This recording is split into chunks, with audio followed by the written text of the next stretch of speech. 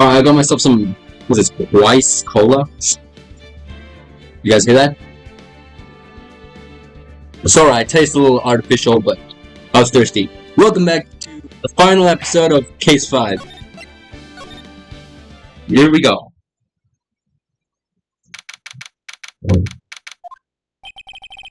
This is the defendant lobby, alright, but there's no defendant. I've been trying to reach Lana all morning. Where could she be? And where's Emma, for that matter? It almost seems as if something's been happening behind the scenes. Edgeworth? Edgeworth. No, you've already figured it out. Figured what out? Through the owner of the 777777777 ID number, that is. Oh fuck yeah, that's fucking, what's his name?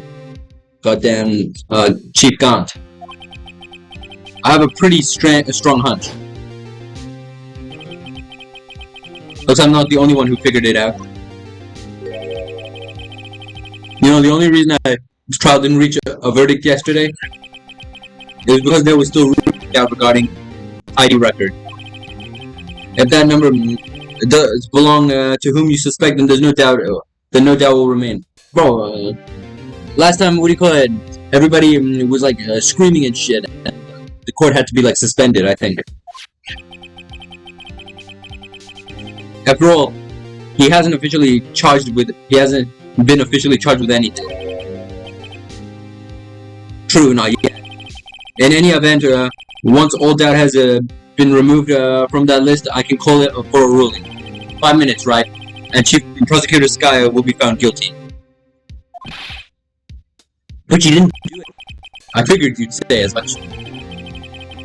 That's why I came here to hear what you have to say. Oh, come on, Edgeworth. You're still pulling this shit. This is the first time we've done something like this.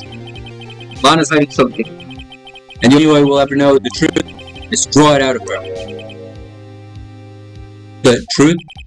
Everything goes back to the SL9 incident. Don't be stupid. Today's the last day of the trial. We don't have time to reminisce about the past. It depends on you. If she's found guilty, you'll lose your only chance to find out what really happened. I'll think about it. Alright, let's do this shit. See you in court, right? This is it.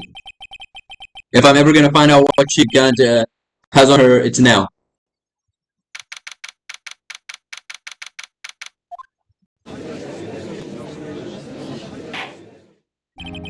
Court is now in session for the trial of Lana Sky. The defense is ready, Your Honor. The prosecution is ready, Your Honor. Okay. Before the prosecution puts forth its opening statements. But before that, the police has a proposal to make. Chief Gaunt. He's 100% the killer. Morning, folks. How's everyone doing?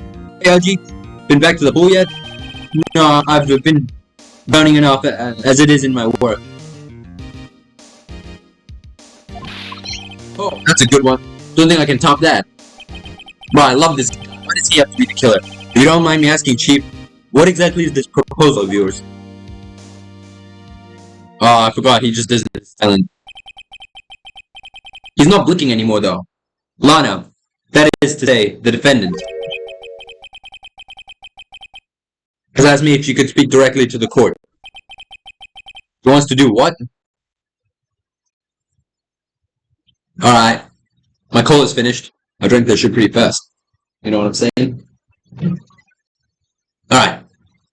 Let's get on with this. Can't wait. Having heard what she intends to say, I feel she should be granted her request. Okie dokie. In the end, it should save everyone a lot of time and trouble.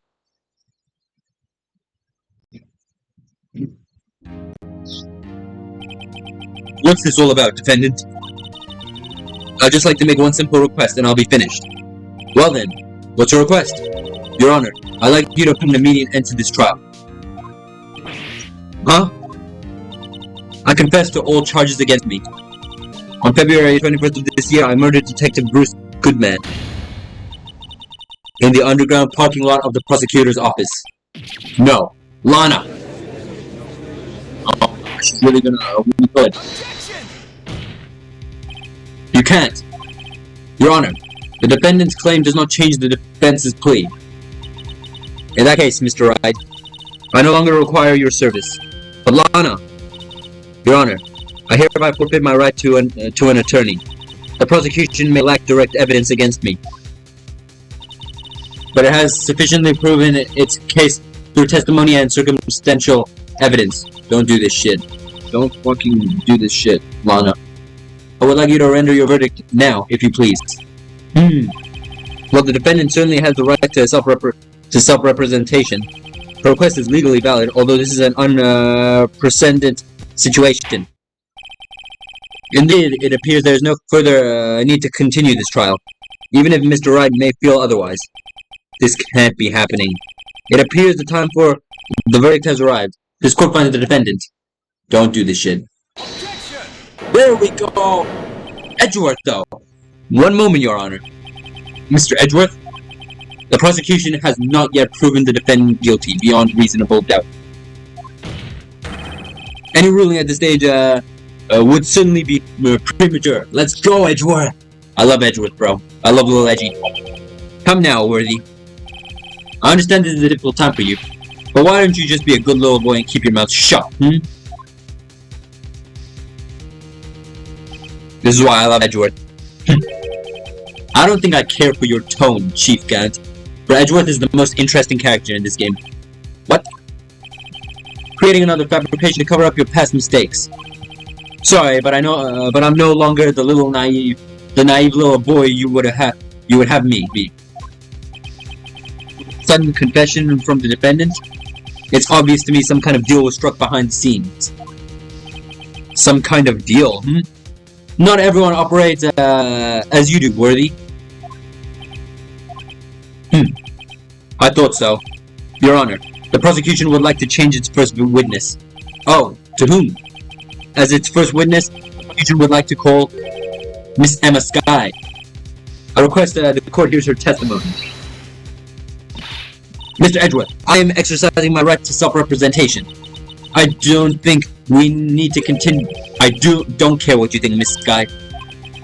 The exposure of the truth sometimes results in tragedy. However, no matter how tragic the truth may be, it would be an even greater tragedy to avert one's eyes from it. Very well. The court shall grant the prosecution's request. That's okay with you, right, Chief Gant? Worthy. You'll live to regret this.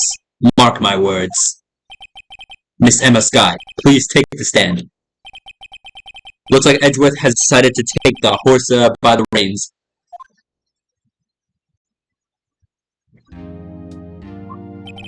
Now then, witness, please state your name and occupation. My name is Emma Skye. My occupation, I'm Lana's little sister, and I want to be a scientific investigator. 2 years ago, you encountered the serial killer Joe Darkey of the Joe Darkey killings. Is this correct? Yes. I'm trying my hardest to forget about that, though. I'm sorry, but I'm afraid I'm gonna have to ask you to recall those events one more time. Mr. Edgeworth, please remember this trial concerns the murder of Detective Goodman. Is an incident that was resolved 2 years ago really all that relevant? Yes, it most certainly is. Well, okay then. Be sure gave in fast. Now, please testify about what happened to you 2 years ago. Bro, what do you call it? The judge really folds under pressure when, a prosecutor gives him an order. The trip to yesteryear has finally begun. Yesteryear? Is that a term? Hold on, let me search that up. Oh my god, yesteryear is a real word. Alright, I've never heard that word before. It's bound to lead the truth behind this trial. 2 years ago. I was waiting in my sister's office that day. A man came running in and took me hostage. Neil Marshall rescued me, but I'll never forget what I saw in that instant.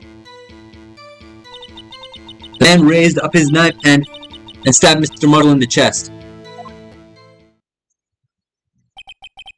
It's a good thing you weren't harmed. I passed out. I don't remember much. That's understandable.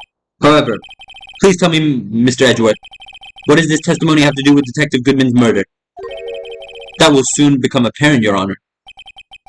You've gotta admire him for his courage, considering he has no evidence. Very well, the defense may begin its cross-examination. Alright then, let's go. Bro, we stand Edgeworth in this Phoenix Wright house.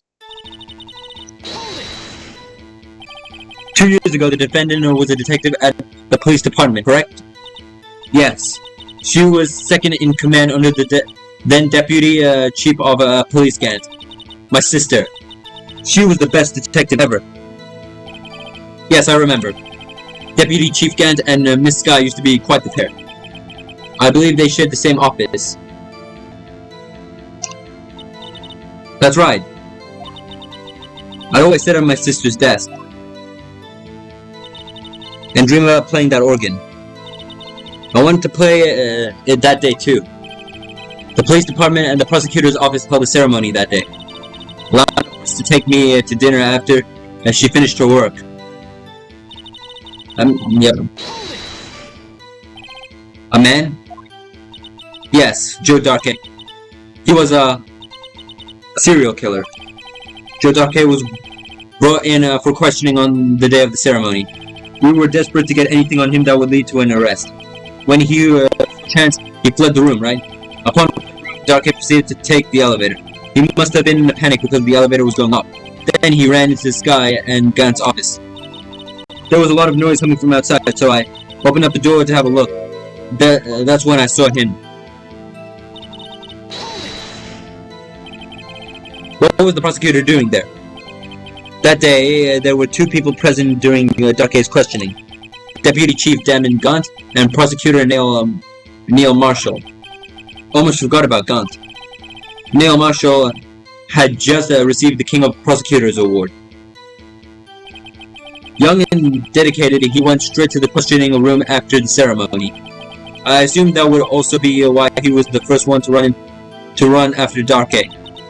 When Darkey grabbed me, I thought I was as good as dead. And that's when Prosecutor Marshall came running in. I don't clearly remember what happened then. But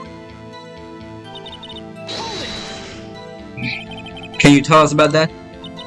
Mr. Marshall jumped on Darkey and then the lights went out. The lights? It was just about this time of the year. There was a terrible storm going on and the lightning struck nearby. So the electricity went out. Wait a minute. If it was pitch dark in that room, you shouldn't have been able to see anything, right? Right. But just then lightning flashed outside again. That sudden flash left an unforgettable image of the scene in my mind. I see. I told the detective about what I saw then. The detective? Yes, Detective Goodman. He was in charge of the case. Detective Bruce Goodman, the victim. Hear more. So you spoke with Detective Goodman about this 2 years ago? Yes, that's what's so scary about this trial. And you told Detective Goodman about what you saw? Yes, but at the time, the words just wouldn't come out. That's why I drew a picture. A picture? Yes, I think she mentioned that before. Well, Mr. Wright, have you heard enough? Let's go about the picture. Just keep going. The picture the witness drew. I believe it has very important meaning. But this list of evidence I was given 2 years ago didn't contain a picture. Witness, would you mind if we added this statement to your testimony? Yes, Your Honor.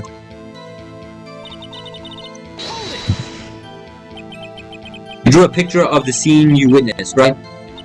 Yes, I wanted to do everything I could to help the investigation. I can still see it now whenever I close my eyes. That's strange. I took over the case after Prosecutor Marshall died. Yet I never received any picture. Perhaps the witness is mistaken? But I did draw it, I swear. I'm not just imagining it. This picture that Emma drew. That reminds me. I guess I should check the evidence again. Oh! The picture! The picture, the picture, the picture, the picture, the picture, the picture, the picture, the picture, the picture, the goddamn picture. Where the fuck is it? Where is it? Goddamn. Flip it around. No, it's not this one. Where is it? Here! Turn this around. That's it! That's the picture! Well, anyway, Let's continue. The scene that imprinted an image in your mind. Can you please describe it to us? The man.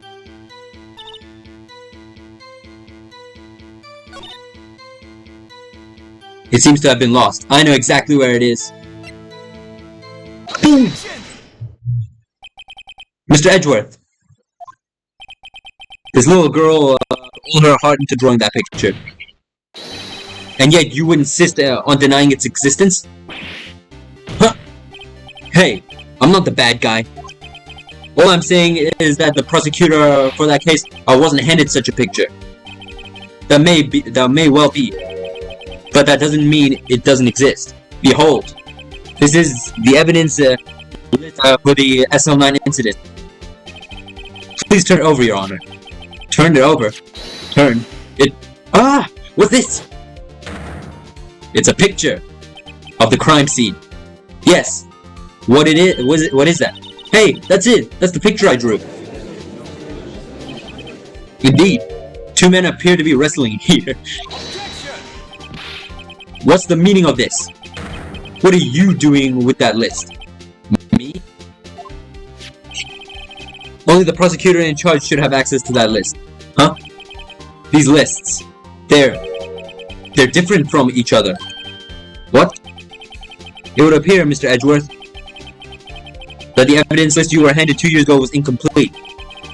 These two lists fit together to form one. You can see the marks here where they were torn apart from each other. So you see, Mr. Edgeworth, it's quite obvious what happened. 2 years ago, only half of the evidence in that case ever reached you. What? What? God damn. Order, order. But Miss Guy, why did you draw your picture on the back of such an important list? Because that's what Detective Goodman handed me in the questioning room, Your Honor. Wait a minute. If this list was torn in half, that means... Your Honor, are you alright, Mr. Wright? Your eyes are bulging from your head. If the evidence list was torn in half, then there might be more of the drawing on the back of Mr. Edgeworth's list. Yes, that's quite conceivable. Mr. Edgeworth? It's possible. Let's see. Oh, there is more drawing. Is something wrong? Do you even have to ask? Sorry, Your Honor. He just snapped back like nothing happened. There is indeed something drawn on the back of my list. Is that thing? Did you not notice it till now? Oh, the blue badger. That's that thing. That thing that was dancing in the evidence room. Clearly, this act of vandalism is the work of a certain chief of detectives. I guess he was out of scrap paper. Very well. Witness, will you please testify about the picture you drew 2 years ago? Huh? Oh, yes, sir, Your Honor.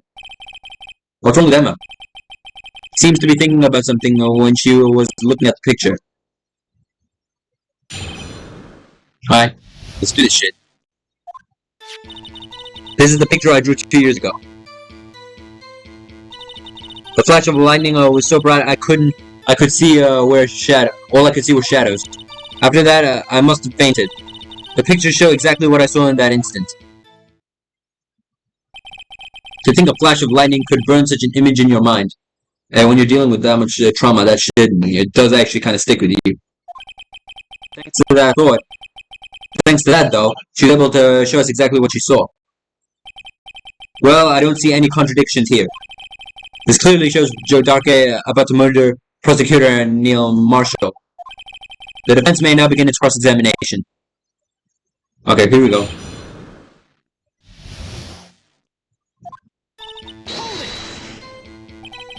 Did you draw this picture right after the incident?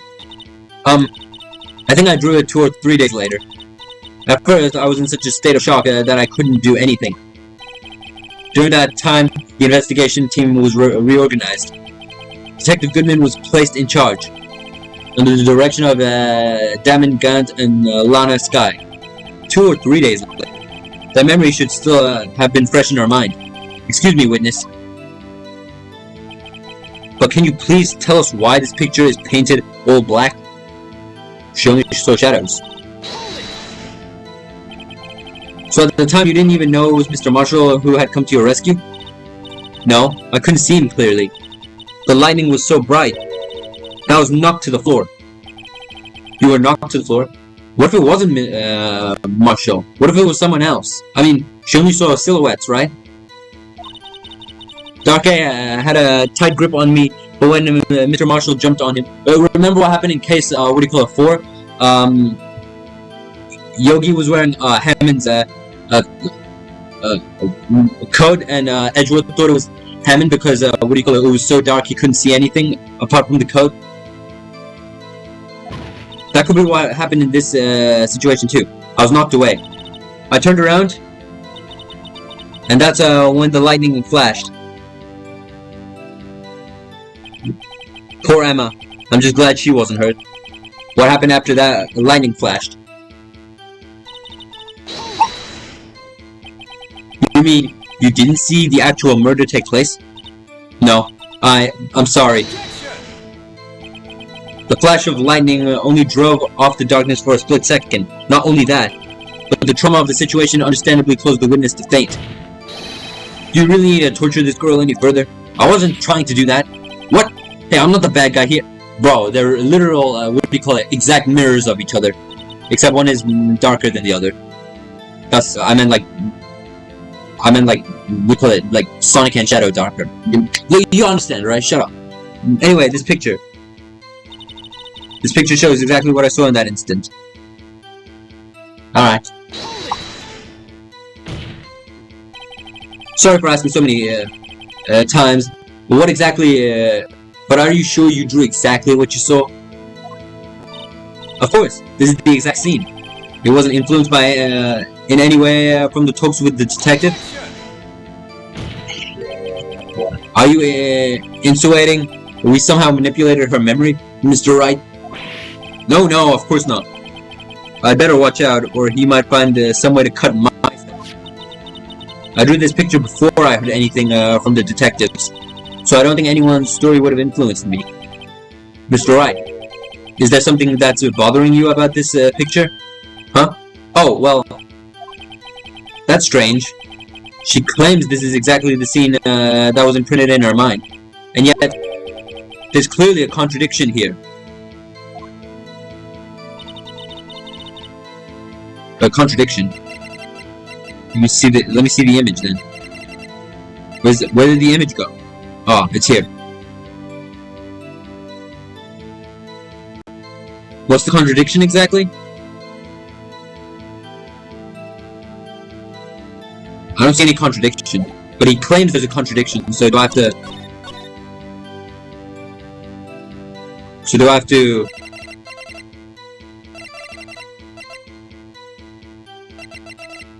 Wait, let me go back.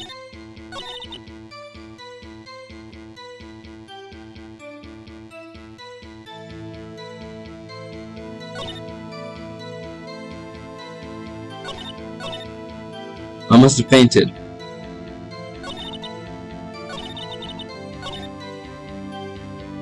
This picture shows exactly what I saw in that instant.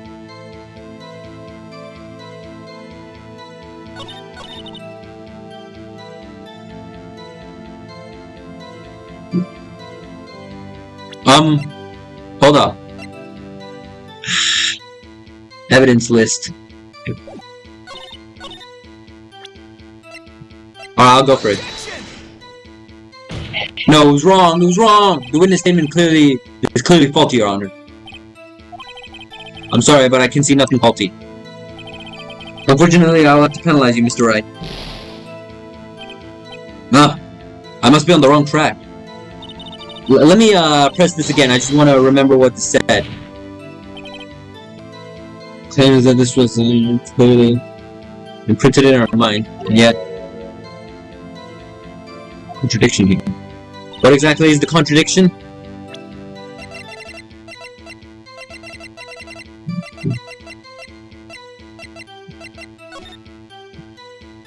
This is the badger? No, probably not. Stabbed in the back. Well, hold up.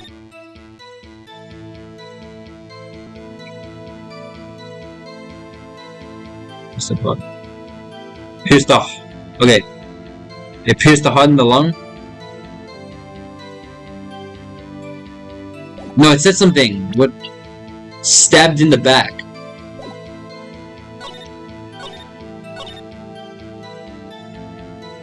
Well, that has to be wrong then. This one has to be wrong.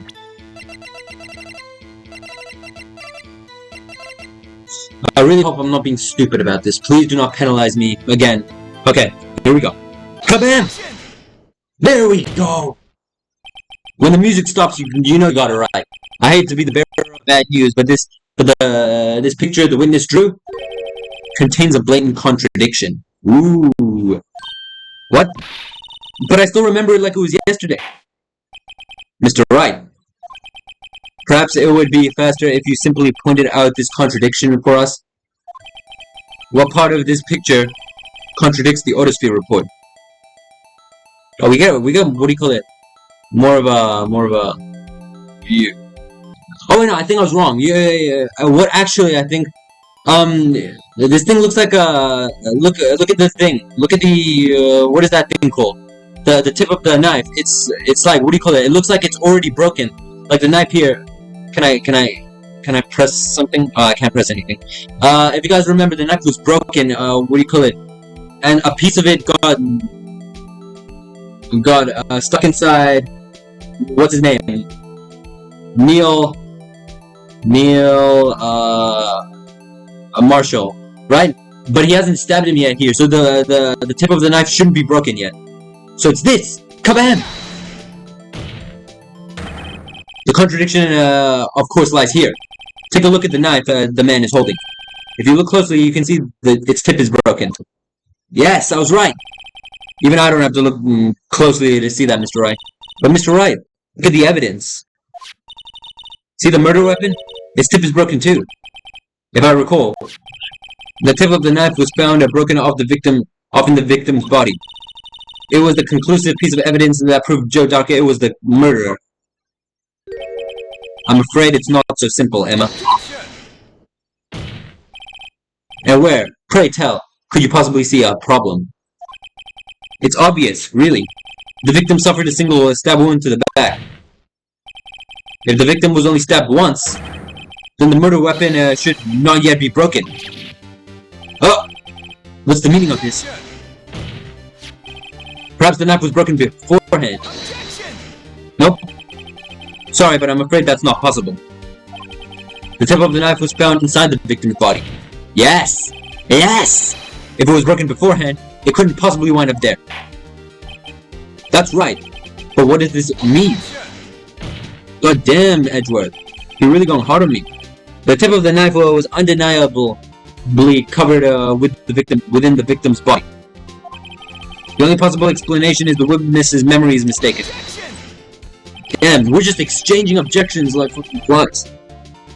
That's why I asked her so many times if she was sure she remembered correctly. I believe you were annoyed at that time, but she was sure she remembered correctly. But there's no other way to explain this inconsistency. Not so fast, Mr. Edgeworth. There is another explanation. Have you forgotten already? About a little something called falsified evidence? You're treading on thin ice, right? We're just gonna piss off Edgeworth in the process. All I'm saying is that this broken knife tip might be the piece of evidence that was forged. You can't deny the possibility. No. Ah! Order. Are you saying the investigation really was corrupted? Your Honor, please allow me once again to go over the events that took place on the day of the murder. The police department and the prosecutor's office were holding a ceremony that day. After receiving the King of Prosecutors Award at the ceremony, Neil Marshall requested Joe Darkey along with Damon Gant. During this questioning, Joe Darkey fled the room. Prosecutor Marshall chased after him and was killed by Darkey. It's my belief that somewhere in this story, there's a lie.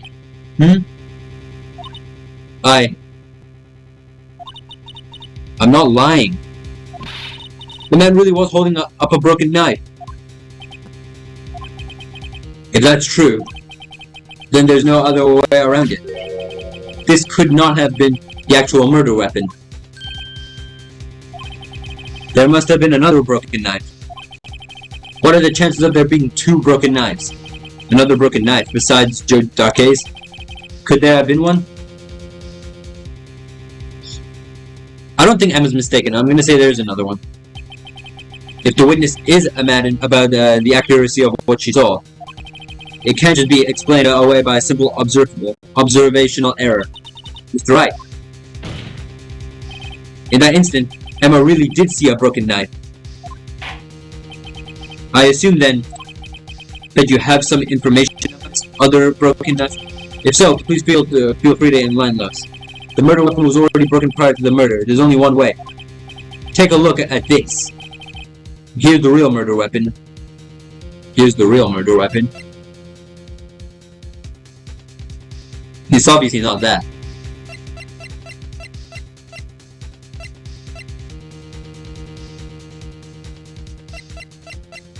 This? No way.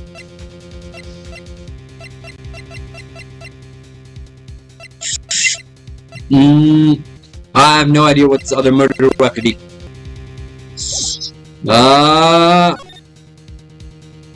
Is it that? Is that the other murder weapon? Was that not? We haven't seen it. Alright. You guys are gonna think I'm really stupid, but I just don't know what else to do. It lies in the past. 2 years in the past. Inside this picture. There's a picture of the award ceremony. Ah! You know, whenever Edgeworth screams, that means we got it right. What is it, Mr. Edgeworth? It's the broken murder weapon. Notice the award prosecutor marshal, prosecutor marshal is holding.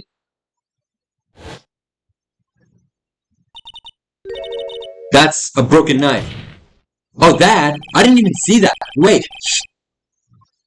As we earlier concluded, the knife in the drawing was not Joe Darkey's knife. That being the case, the knife the witness saw was in all likelihood from this award. That also makes sense because Edgeworth's thing is broken. Order, order, order. Neil Marshall was awarded the King of Prosecutors that day. As an award, he was given this broken shield and knife. And when he chased after Joe Darkey, he pulled out this knife. Being a prosecutor, he did not carry a pistol. The broken knife was the only weapon he had in this dangerous situation. But that can't be. Oh, and why not, Mr. Edgeworth? Because if the King of Prosecutors award knife was the murder weapon, then the murderer and the victim would be reversed. What do you mean? I mean, this man raising a knife would have to be the prosecutor in Neil Marshall. Oh. Oh! But the prosecutor was the one who actually died. That's what's going on here. So was I right? Was I right? I might have been right. It seems that Mr. Wright must have been a bit too eager to jump to conclusions. Wait, I remember now. I remember everything. Witness? Mr. Edgeworth. What is it? Could you show me your evidence list again, please? His list? The one with that picture scribbled on the back?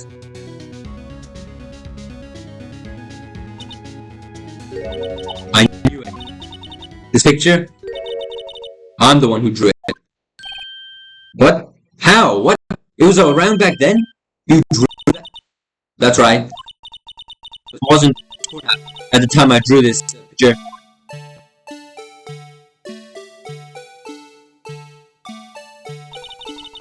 Oh, now we have to hear this annoying ass music again. All this time I've been trying so hard to forget.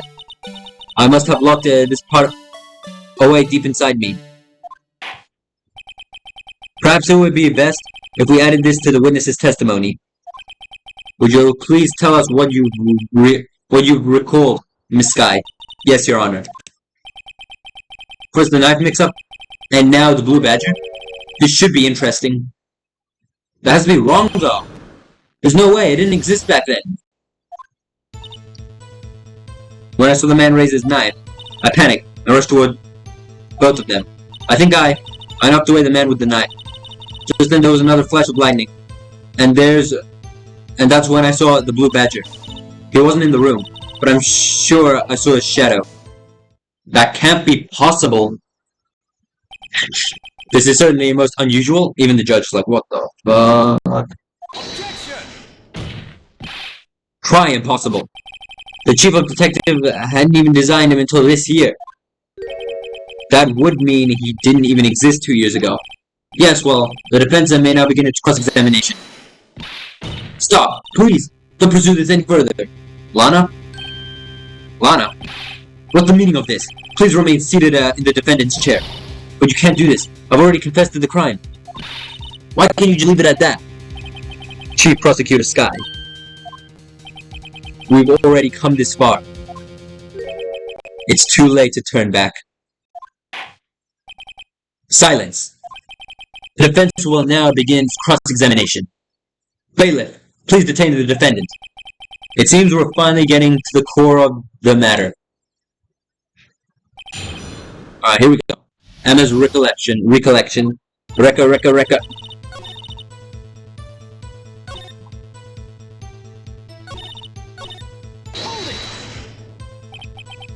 When you say that man, I assume you refer to Joe Darkey? Yes, at least I think it was him. You think? All I could really see were shadows. The power outage that immediately preceded the incident is also documented in the prosecutor's office reports. So then you...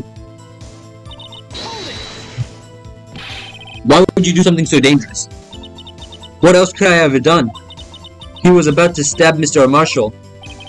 She seems convinced that Darkey was the one holding the knife. But as we've just theorized, Mr. Marshall was the one holding the knife. Well, I didn't know that at the time. When the Darkey guy knocked me down, all I could think was, I've got to help that other person. What do you mean, you think? It happened so fast, and I was gone. I don't remember everything clearly. What I did, it's all kind of a blur. This guy was almost killed before she was the witness to a murder about to take place. With so much happening in a matter of seconds, a little disorientation is only natural. Saw the man about to stab the other person, and it was Mr. Marshall. I knew I had to stop the man with the knife. What you did was very brave, young girl. So then, what happened next? Are you sure about this? Of course. See? I even drew a picture of him here. But it was the chief of detectives who thought up this hideous beast. He's not hideous. He's fabulous. And that was just this year. The Blue Badger didn't exist 2 years ago. This is all quite verifiable. I know it sounds strange. I was surprised too when I saw him at the police department. I had this nagging feeling that I'd seen him before somewhere. Now I finally remember. Oh, brother. Just when you thought that things had caused enough commotion. Tell us, where in the room did you see him dancing? His shadow? So you mean you didn't actually see his face with its winning smile and all? Yeah, it's possible that, what do you call it? Actually, never mind. That's right, but I still remember it. He had 3 creepy horns. This is pointless.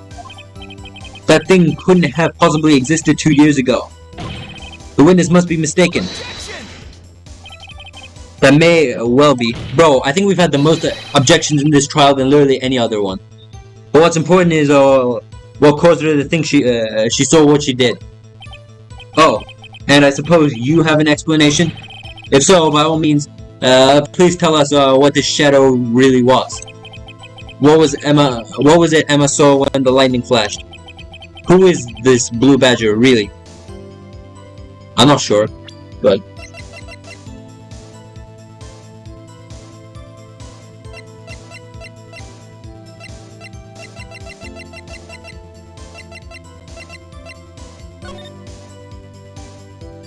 3 horns.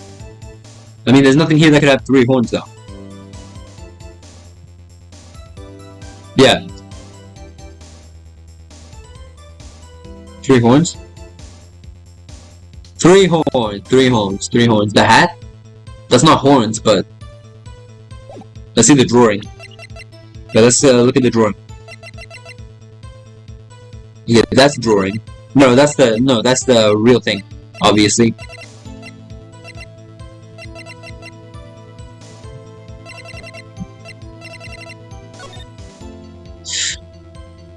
They're very similar, however, that has 3, what do you call it? They're not, oh wait, no, they are the same, never mind. I thought there was one difference, but there's not. Very identical. I'm just quickly taking a quick glance over this again. What's profiles? What the hell is this? R. Oh, profiles. I didn't know we had those. I'm not sure. I don't know. I absolutely and positively have no idea whatsoever. The way he said that so enthusiastically. Well, it's always good to be sure of oneself. I have no idea what that could be. Apparently it helps when trying to overlook one's failure. But I know what I saw. I'm not making this up. Mr. Wright, please. You've got to believe me. Emma. The Blue Badger didn't even exist 2 years ago. So what exactly did Emma see? I've gathered all the evidence. All that's left now is to put the pieces of the puzzle together.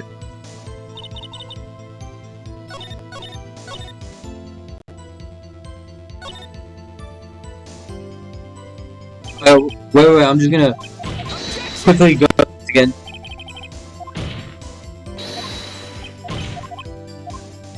Okay, I think I have to say I just might know. The Blue Badger hadn't even been dreamt up when Emma drew this picture. Yet she's certain she saw its shadow. Ladies and gentlemen, that's his belief that fateful day 2 years ago. My like a lot. There indeed was something that looked like similar to the Blue Badger. Something that is now sitting in this very room. What? Mr. Wright? In this room? Very well, Mr. Wright. What is it that the witness saw in that instant? Please show us this mysterious Blue Badger look-alike. In this very room? It's not this. In this very room.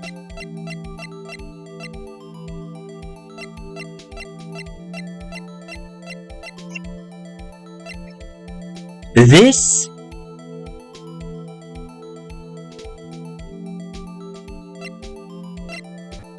This.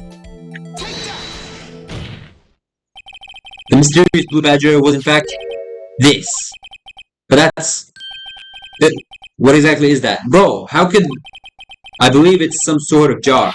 But Mr. Wright, that doesn't look anything like the Blue Badger. Indeed it doesn't. As it stands now, it's just a plain jar. Oh, it was shattered and like... However, what if it were to we were to change our viewpoint? Our viewpoint? I've got to show them. Correct the angle to... oh. This is so stupid. Oh! I see.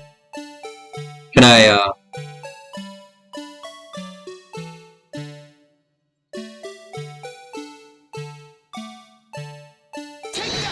I didn't mean to click that yet! I clicked E by accident. Allow me to remind the defense its case hinges on the witness's drawing. If Mr. Wright came at the shape the witness drew, we cannot accept this claim. I didn't mean to click E yet! I've got to find just the right angle. Maybe I should rotate it vertically a bit more? Or horizontally? Come on, Mr. Wright, you can do it. I've got to show them the correct angle to look at this from. Bro, why the rotate right R? I thought it was E, so I clicked E.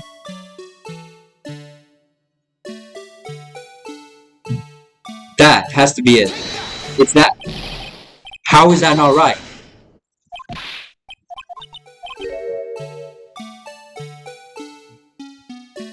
That's literally the only way it could be.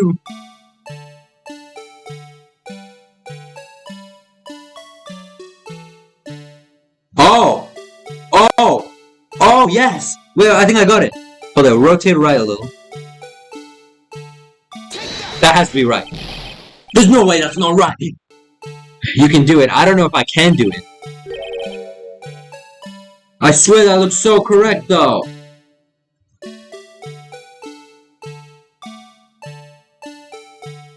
Oh, that's it, that's it. That has to be it. There we go. How is that not? Oh, I hate this.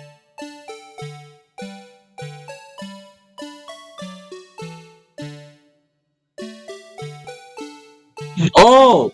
I got it, I got it, I've got it. No, never mind, I don't got it. If we didn't have this chappy ass music, I wasn't supposed to click it. Like, do I have to get the exact angle? Like, how do I...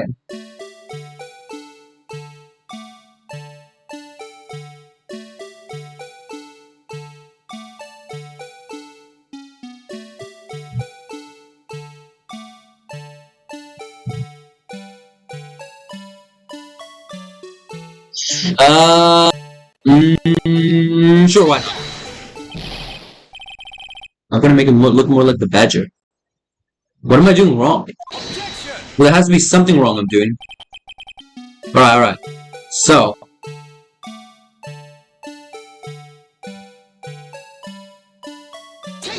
No, I wasn't supposed to. I keep clicking E. Okay. Let's make it up. Boom! What are you? Why won't this little muppet leave me alone?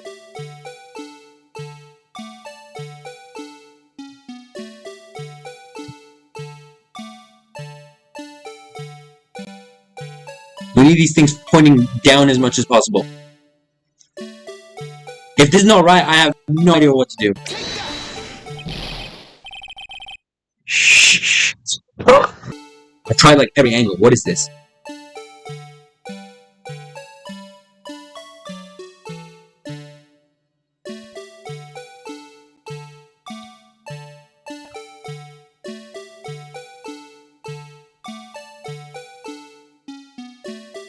No, that looks wrong though. I accidentally clicked E again. Bro, I've been treating this like an artwork. Oh, did I finally do it? Yes! Well, is this a miracle or what?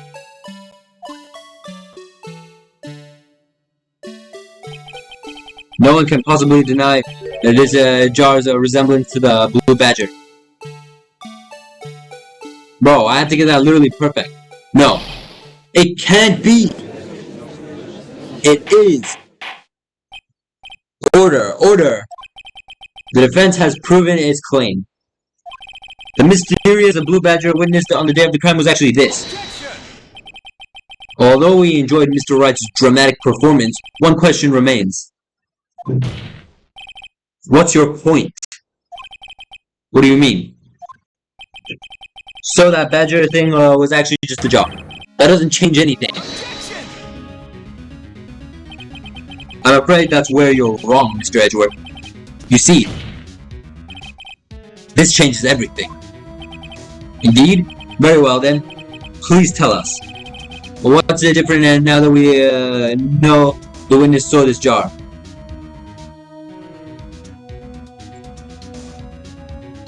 The location, well, we knew that. The murder weapon. The murderer, no. The location. Allow me to take these in turn. At the moment of the murder, the witness saw this jar. At a very specific angle, I might add, Mr. Wright. Yes, well, knowing this, where could she have seen this jar? Where? The location of this jar is shown in a picture taken on the day of the crime. It's on a shelf in the office of Damon Gas. But the body was found lying near Lana Sky's desk. The witness testified so herself. How many objections, bro? This is like an objection drinking game. Yes, and these two flags that reveal what actually transpired. You see, the struggle between Dark A and Marshall did not take place in Lana Sky's office. It happened on the other side of the room, in Chief Gunn's office. Objection! Are you implying that the murderer moved the victim's body from Damon Gunn's office to Lana Sky's office? Yes. Why would he do that? There's no reason. Exactly. If there wasn't a reason, he wouldn't have gone through the trouble. The only logical conclusion is that there was a reason. Do you know what that reason was, Mr. Wright? I finally figured it out. So this is why Lana tried to stop the trial. It's too late to quit now, though. Please recall the witness's testimony. She said she knocked away the man who was holding up the knife. In the next instant, the car was hit and flew through the air. Now tell me, what could have set his jaw flying?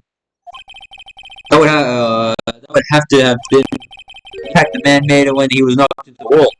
Ladies and gentlemen, if I may draw your attention to this picture once more. If the man was knocked in the direction of the shelf the jaw was sitting on, what would have hit? The suit of armor, holding a very sharp and dangerous-looking sword. Yes. And since the man who was knocked into the armor was carrying a broken knife, he would have had to have been Neil Marshall, wielding the King of Prosecutors trophy. So that is Neil Marshall. No, Mr. Wright, you can't be thinking. Yes, there is another possibility of what actually transpired in that room. Another possibility? Of course, the perpetrator would have had no idea, but nevertheless, I don't know if I can go through with this. Mr. Wright, what's the matter? If events took place as the defense theorizes, then the outcome is obvious. In that moment, assuming the man Emma Sky knocked away was actually a prosecutor and Neil Marshall.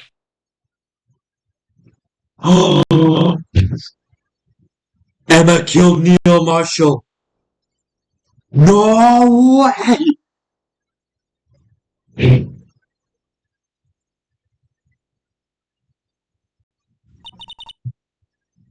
Nah, what? You mean Mr. Marshall died because of me? No! That's why she wanted to protect the truth. That's why, what do you call it? What's her name? Lana wanted to take the guilty blame. She didn't want them to find that out. So it was the witness who took the victim's life, and then proved so with her own testimony. This is unprecedented.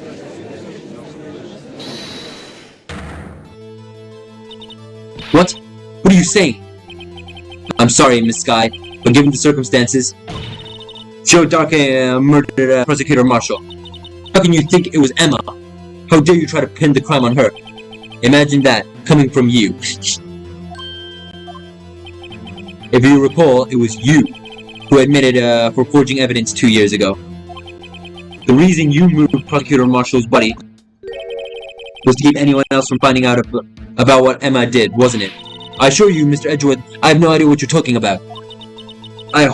If you hope to have anyone believe your insane allegations, I'm afraid you're gonna have to have proof. Tell me, do you have any conclusive evidence that proves my sister killed Neil Marshall? Evidence?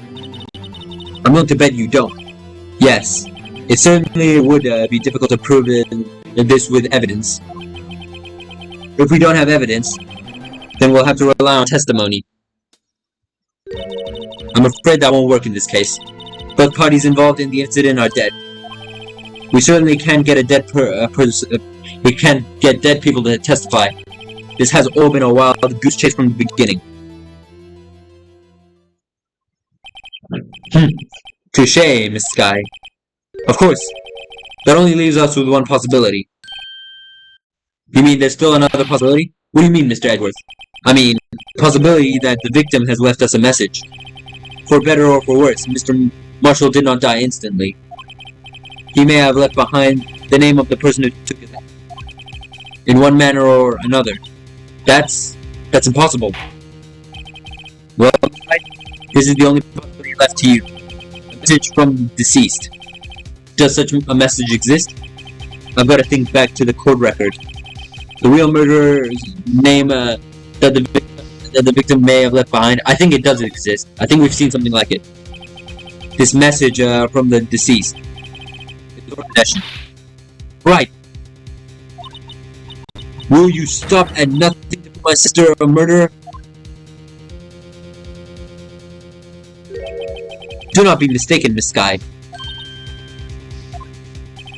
Our purpose is not to accuse Emma of any crime. There is only one thing we seek. The truth. No matter how painful it may be. Now then, Mr. Wright. Please show us the piece of evidence that conveys a message from the deceased. Well, that's so much. Wait. First of all...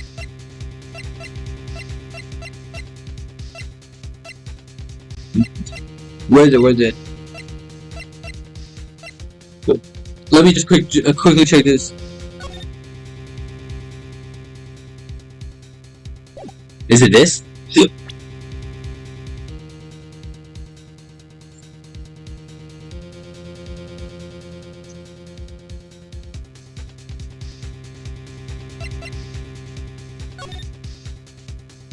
Oh! Yep. Boom! This is the message from the deceased. Right. Now then, this is the message from the judge. Okay, never mind. Oh, I guess that wasn't right. If a dead person left behind a message, it would have to be written in written form. That's the only logical conclusion. You better be careful or you might wind up deceased yourself. Let's try this again. I don't really know.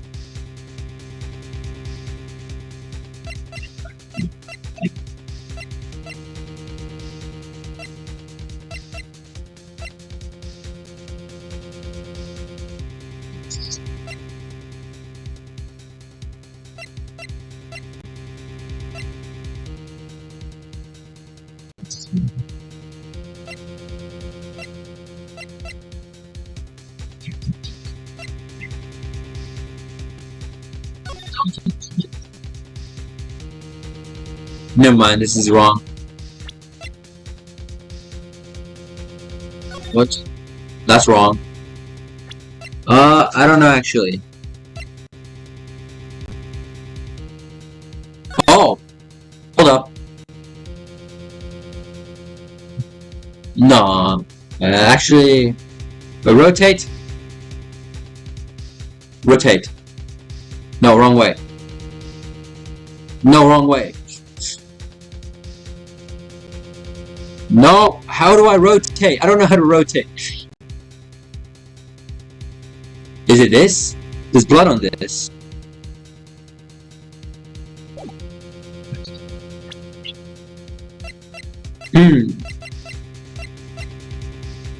Well, it's gotta be this then, right? This is the message left by the deceased.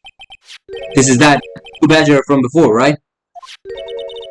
Oh, is he going to just the killer's name? If that thing could, I'm sure it would. Looks like everyone forgotten this is just a jar. The message was left here. On the surface of this jar? What do you mean? If you look closely, you can see a faint trail of blood on this jar. It looks like someone wiped the blood away. Yes, but notice.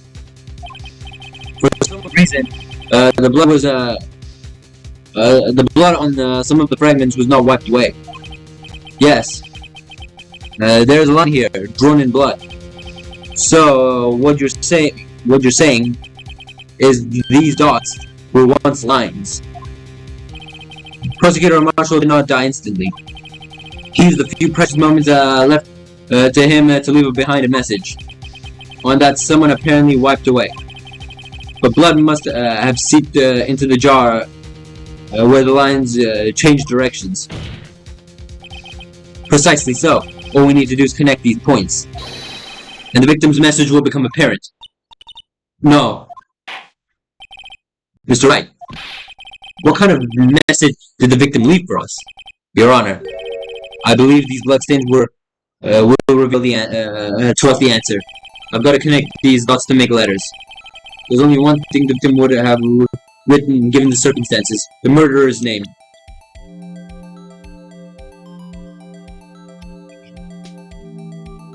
What the hell is this from?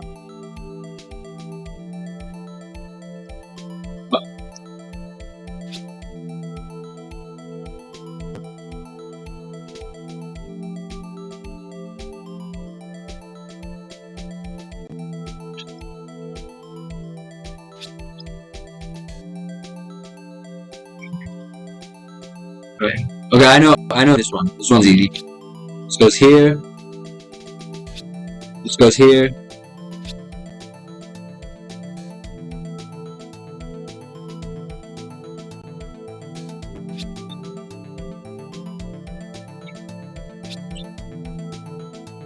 Hold up. Erase this. Okay, erase everything. I know what it is. This goes here. This goes here. This goes here. This goes here. This goes here.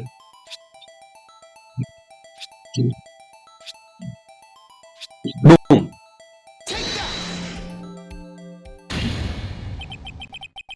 It's a defense attorney duty to prove their client's innocent. That's why all I've been thinking about is saving Lana. After all my efforts, I never thought it would turn out like this. Emma. So this is the final message Prosecutor Marshall left behind.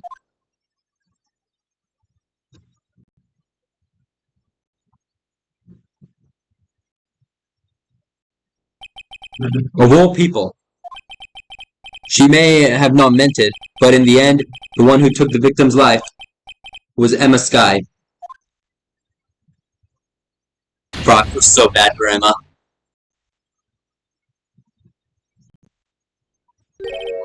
Seaworthy? Can't say I didn't warn you. Chief Gant? Do you understand the implications of what you've done? What? What are you talking about? 2 years ago, Joe Darkey was sentenced to death. He was convicted because of his final murder. I believe you were the prosecutor in that case, were you not? Yes, Worthy. Because of you, an innocent man was sentenced to death. He was not innocent, bro. He was a murderer of countless people. Not only that, but you used court evidence to ensure this conviction.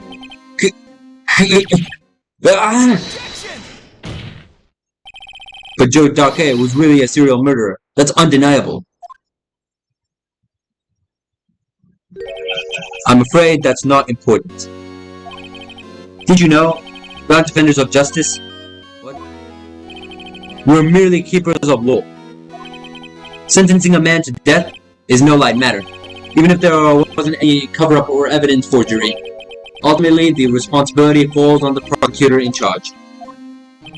Despite what anyone may say, this fact cannot be denied. What's going on at the prosecutor's office? They must have sentenced the man to death. How can he just stand here like it wasn't his fault? Order! Order! Order! Order! Bro, these people, I swear to God. The gavel pounding fell on deaf ears. Unable to settle the crowd, the judge declared a recess. Where this trial is headed, no one knows. No, don't do that. Objection! That's wrong. Something. Oh! Okay, whatever. Whatever. Whatever. Sorry, Edgeworth. I didn't mean to get you in trouble. Don't worry about it. This is my problem, not yours. Hope I'm not interrupting anything, pals. Oh, guess I am. I'll come back later. This again. Wait, Detective Gumshoe, what is it? You got a lot of nerve, pal. Being a detective will run all around while on duty. This again. It's not you call me here. I've seen happy people at funerals. You've said that. I take a line at having you run errands again. Let me tell you, this is the last time, pal. Here. She asked me to give this to you if there was a break in today's trial. Evidence law. Is that a duck? Edgeworth was just talking about this the other day. You must know the 2 rules of evidence law. Rule 1. Shall be shown without the approval of the police department. Is that right, Mr. Wright? It seems so. Yeah, at least study some evidence law, really. The chief prosecutor also wanted me to give you a message.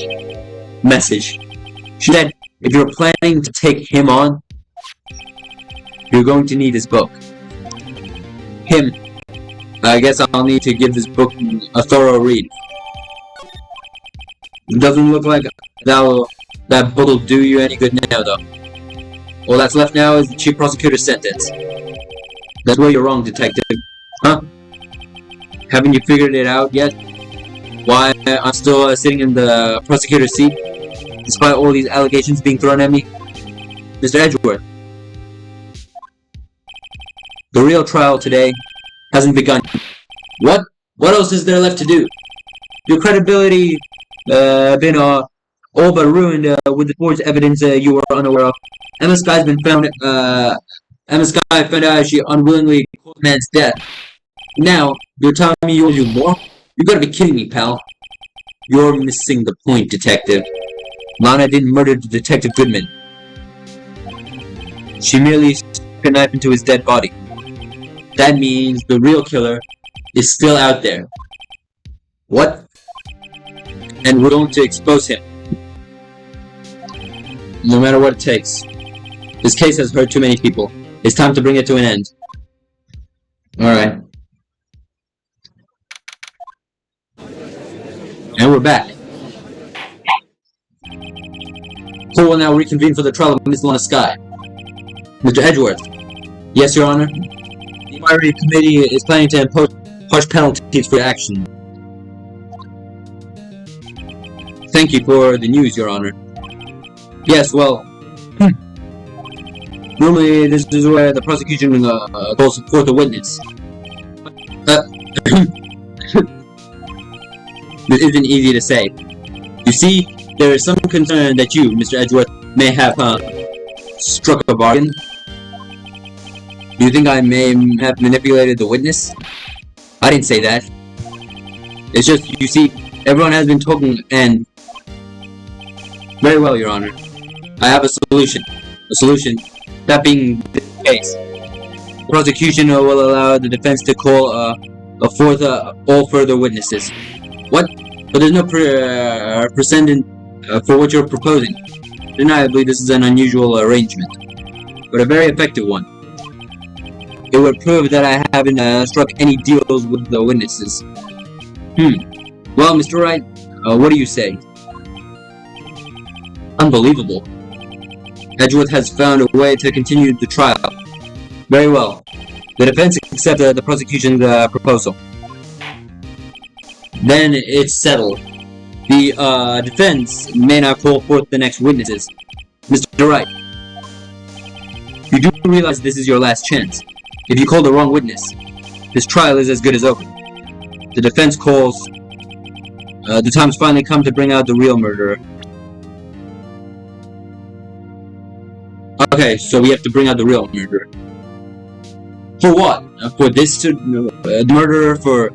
Murderer. I can't say that. Murderer. How do you say it? Hold up. I know how to say it, it's just hard to say. You know, I'm just gonna say murderer. Murderer. That's so much easier. Alright. The time finally come to bring out the real murderer. So, for which trial? This trial for... The killer in this trial, Or the killer in this trial, which I'm assuming is this guy. Damon Gant. The defense calls Damon Gant to the stand. Damon Gant? What's he have to do with anything? As the defendant's partner 2 years ago, Mr. Gant has first-hand knowledge of the crime. I feel we should hear what he has to say about it. As luck would have had it, he should still be in the courthouse. He would be the least likely to have been manipulated by me in any way. Wouldn't you agree, Your Honor? True. Alright, bailiff, please escort Mr. Gunn to the stand. There he is. Witness, please state your name and occupation. What is this, some kind of practical joke? I was just on my way to lunch. Your name and occupation, sir. Worthy, are you sure you want to do this? Your name and occupation. Of course. So, you want to play hardball, eh? Please, Mr. Gant. Fine. My name is Damon Gant. I'm the acting chief of police. Now then, Chief Gant, the court requests to hear your testimony. Oh, righto. What's with the grim face? First, let's clear up this SL9 incident. Oh, you mean the time when Anna's sister was murder was pronounced that execute. Wait, what? You mean the time when Lana's sister murdered that prosecutor? Personally, I think it's been made pretty clear already. There are still things unaccounted for. Like what? Like the role you played in all of this. Son, either you're very brave or very foolish. You're aware, of course, that a police chief has all kinds of weapons at his disposal. Weapons? Sure. Take my testimony, for example. I have to give it if I don't want to. What? Is that true? I'm afraid so. The chief of police has the right to refuse to testify. Of course, such an action carries with it certain risks. Don't worry, I'm not here to hinder your trial. Just remember, if this turns out to be a big waste of time, don't say I didn't warn you. Very well. The witness may now begin his testimony. Alright. Don't worry, I'm a natural at this. As I recall, Neil and I were in questioning him that day. To make a long story short, we slipped up. Power outage didn't help either. When I went to my office, I found Lana there. Apparently she had already arranged the crime scene. As you can see, I had nothing to do with the forgery. Oh, that's it? Is that when Darkey was arrested? Him? He was lying on the floor unconscious.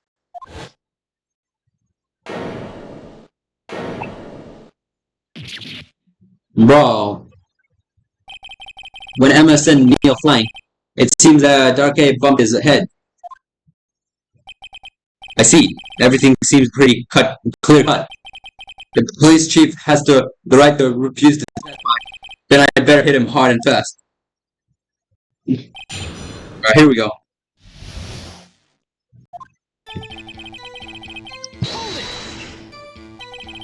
As I recall, a ceremony was held in the police department that day. Yes, that's right. I guess you could say I'm a workaholic. After winning the award, Neil was all fired up too. That's probably why he spooked Darkey and made him remain like that. Was the defendant Lana Sky also present in the room? I don't quite remember. At the very least, she wasn't there when Darkey ran for it. So the two of you ran immediately after him, right? That's right, but Darkey made it into the elevator first. So Neil and I split up. He went upstairs and I went downstairs, I guess you could say. He got lucky. What's this about a power outage? Oh, that? The elevator stopped all of a sudden and then I got the shock of my life. Well, probably not as shocked as Neil was when that knife went to his heart though. Damn, he likes to play with all this shit. Fucking hell. That's not that funny. Could you please tell us what you saw? It was a shocking sight. What the hell is that Louis Vuitton shit? Oh, never mind. Neil and the serial killer were in the heap on the floor and all tangled together. Darkhead was also lying collapsed on the floor. Yes, apparently he hit his head and was knocked out. Next to them were those two poor girls, Lana and Emma. Lana was cradling Emma's arms. Looking back at it now, she must have already known what her sister had done. It's weird how she knew that, seeing it by herself. How can you know that? Because of the victim's body. It had already been moved. So that means you found the body near Lana's desk. That's right. I think you said earlier it was my suit of armor that really stabbed the prosecutor. Yes. Anyway. So you're saying that the forgery had already taken place by the time you arrived at your office. That's exactly what I'm saying. Can't understand how Lana must have felt. But moving a body and hiding evidence are inexcusable no matter what the circumstances. Is that how it really went down? Staring at the witness won't do you any good, Mr. Wright. If you don't stare at anything, you'd be better off staring at the court record. Worthy, always the smooth talker. But which piece of evidence ties Gunn to the forgery? Lana did admit to forging evidence, but that can't be the whole truth. Somehow I've gotten to link Gunn to the incident.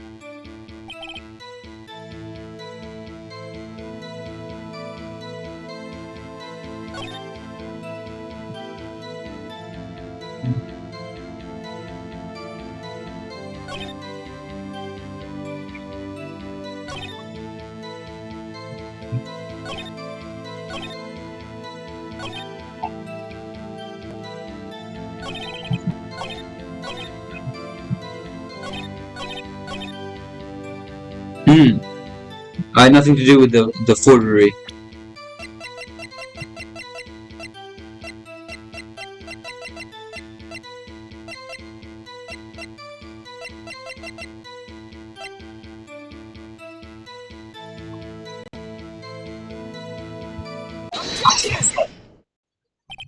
If you really had nothing to do with the forgery, then how do you explain this? What's that? It was found in his vault. And, what's that on it? A handprint? Chief Gunn, your explanation, please.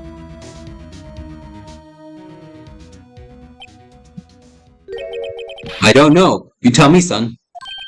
Huh? My dear Redo. Don't you know the second rule of evidence law? Uh-oh, not this again. Evidence law. Rule 2. Unregistered evidence presented will be relevant to the case on trial.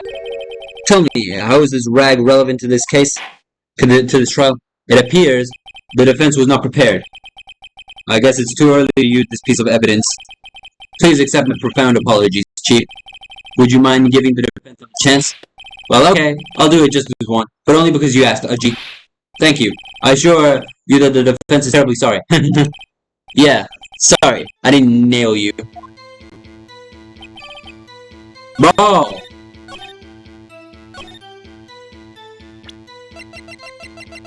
It has to be this, right? Where is it?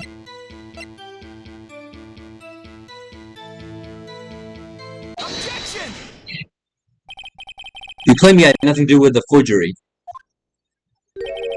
But I'm afraid that a claim you cannot back up. Explain yourself. Several pieces of evidence were found in your office. Take this jar, for example. That's the blue badger you showed us earlier. A piece of this jar was discovered in your safe. Not only that, but the evidence list I presented earlier was actually found inside your desk. It was found where? Cheap guns. These articles of evidence uncovered in your office are both concrete proof. You had also played a part in the illegal investigation. Ooh, there we go. Chief Gunn, what's the meaning of this? Huh? Here's a defense attorney who may even rival Worthy. Yeah, he is my rival. So you admit to it, then, that you were involved in the forgery. Who, me? Or do you mean you? Me? Why would I have anything to do with that? Well, you were the one who snuck into my office when you found this evidence. Prosecutors aren't the only ones capable of forging evidence, you know. Defense attorneys can do so too. Isn't that right? However, Detective Gumshoe was present during the investigation. Worthy. My boy. Not even detectives are exempt from the law. Rest assured, Dick will receive his due punishment. What? If Detective Gumshoe's salary drops any further, he'll end up paying to work. Yes, well, in light of the detective's presence, please give us your testimony regarding the pieces of evidence found in your office, and their relations to the forgery that took place at the crime scene. My. These days no longer know how to put two and two together. Alright. Let's see, what was it now? A document and a list. For all I know, you have planted them in my office. Anyway, you can't prove when those pieces of evidence were discovered. If they were found after Darke was convicted, then they're worthless. There's no reason I'd participate in a forgery. Rearranging the crime scene wouldn't help me out in any way. Mr. Wright, Your Honor, when investigating the crime scene, you should have been more careful to observe protocol. You do understand that I'm the chief of police, right? There will be consequences. Oh. Indeed, I believe, I will press charges, so you won't make the same mistake again. My apologies, Chief. But would you mind waiting for that? Waiting until tomorrow for that? Today is, well, you know. Alright, Uji. Your turn, though. I know. That place, right? Huh? What are these guys, telepathic? Everyone in this game is telepathic, bro. Evidence and forgery. I'd appreciate you stop making these ridiculous allegations. Yes, you do have a point. You wouldn't have guts to do something like that. What? I'll have you know, back in the day, I once broke into a cattle ranch and tipped. Mr. Wright, what are you saying? Anyway, you can't prove you didn't carry the evidence, can you? If you have proof to the contrary, you're going to need it later. What are you talking about? What else? I'm talking about when Wright's prints are found. Yes, if they're found inside my safe, they would prove his investigation was illegal. I've never faced anyone as slimy as this guy. What do you mean by that? This is all purely a hypothetical, of course. But suppose I did place those items in my safe. Such an act wouldn't necessarily constitute forgery.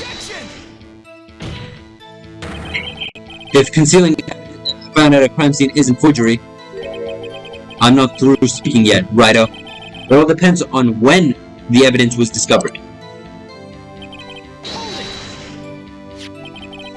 Are you saying this jar wasn't discovered in the initial investigation? It would appear not. After all, it wasn't listed in the evidence list. For all we know, it could have materialized the day after Darke was sentenced. Oh, and wouldn't that be convenient? Right. The chief is talking about a possibility, so as long as you can't rule that out, your remarks, however clever they might be, will only succeed in wasting time. Tell me something I don't know. Come now, Righto. Think about it.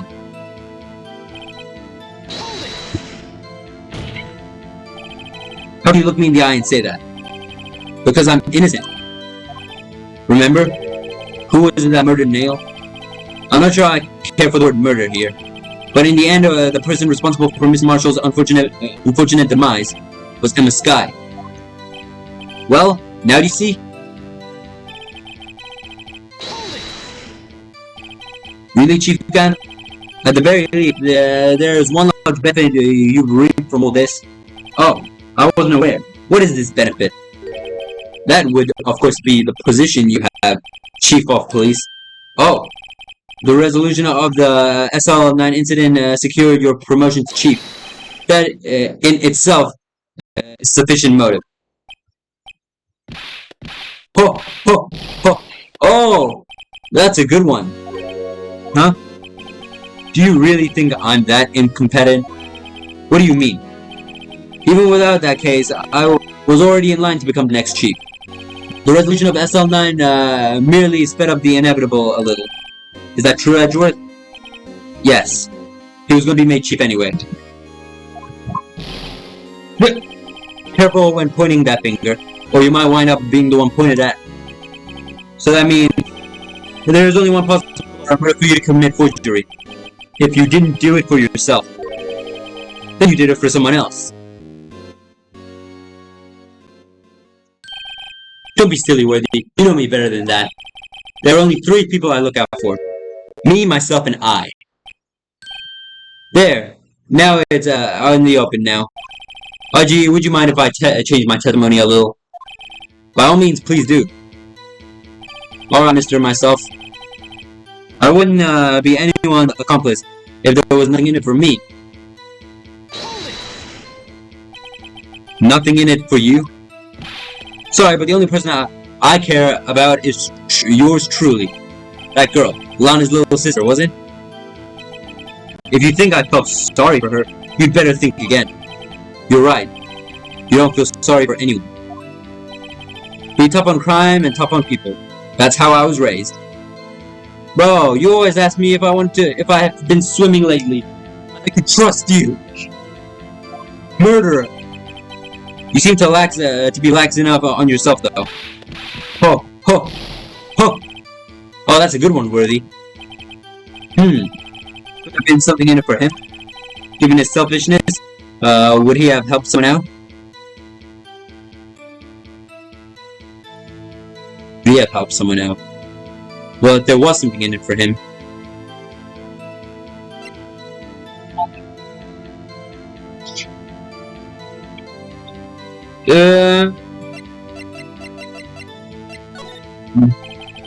True, you might not help anyone out with it, but if it would benefit you, you might decide to assist someone. Mr. Wright, appears you're positively determined to portray the chief. As a nice man who likes to lend people a hand, that's not what I mean. Very well then, who is this person you believe Chief Gunn may have helped forge evidence? Her, right? She forged evidence. It couldn't have been anyone else. Not you. Not you. Not you. You! Chief Prosecutor Lana Scott? The defendant? I believe it's quite obvious in the light of the circumstances. Emma Skye fell victim to an unfortunate series of events. Who would want to help her more than her own sister, Lana? And as for Chief Gaunt, he would also have a reason to help Lana if she asked him to. The reason, of course, is self-profit. Self-profit? What do you mean?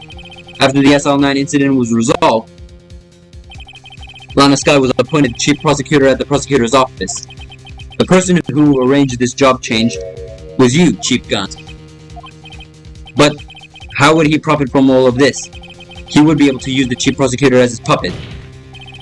Essentially, he would acquire unchecked authority over all investigations. Do you mean to tell me that despite the Chief's formidable appearance, he plays with puppets?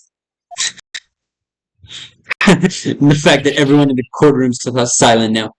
Oh wait, you must mean puppet as in someone forced to do his bidding. Never mind. Admit it, Chief. You assisted Lana Skye in forging evidence. Your motive to appoint her as Chief Prosecutor so you could control her. Right, oh my boy. You have quite an imagination. Let me ask you something. What? Do you have any proof of this? That I controlled Lana?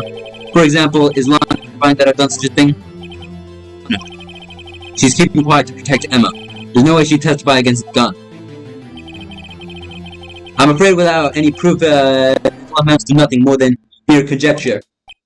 Unless, that is also what happened in this incident.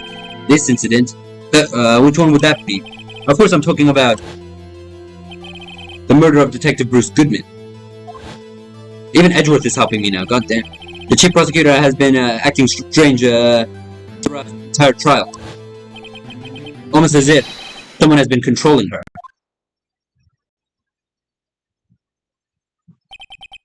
Worthy, you better watch your tongue. I wouldn't want you to get hurt. What do you mean? What he means, Your Honor, is that Chief Gant is involved in the murder of Detective Goodman. Not only that, Chief is now making Lana take the rap to cover up his involvement. What?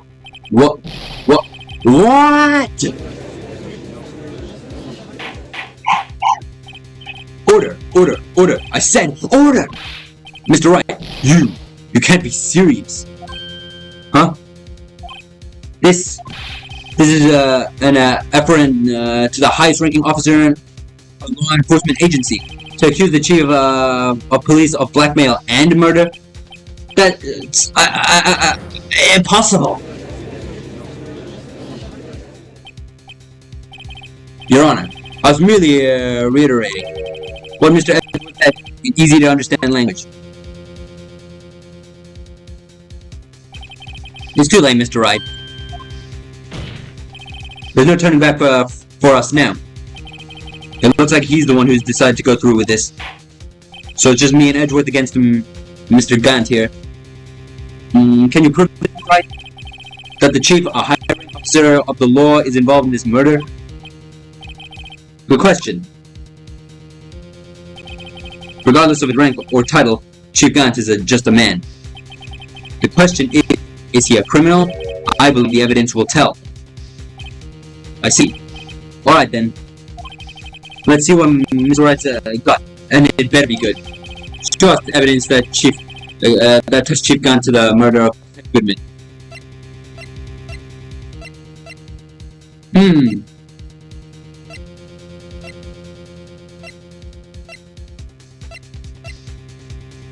Okay.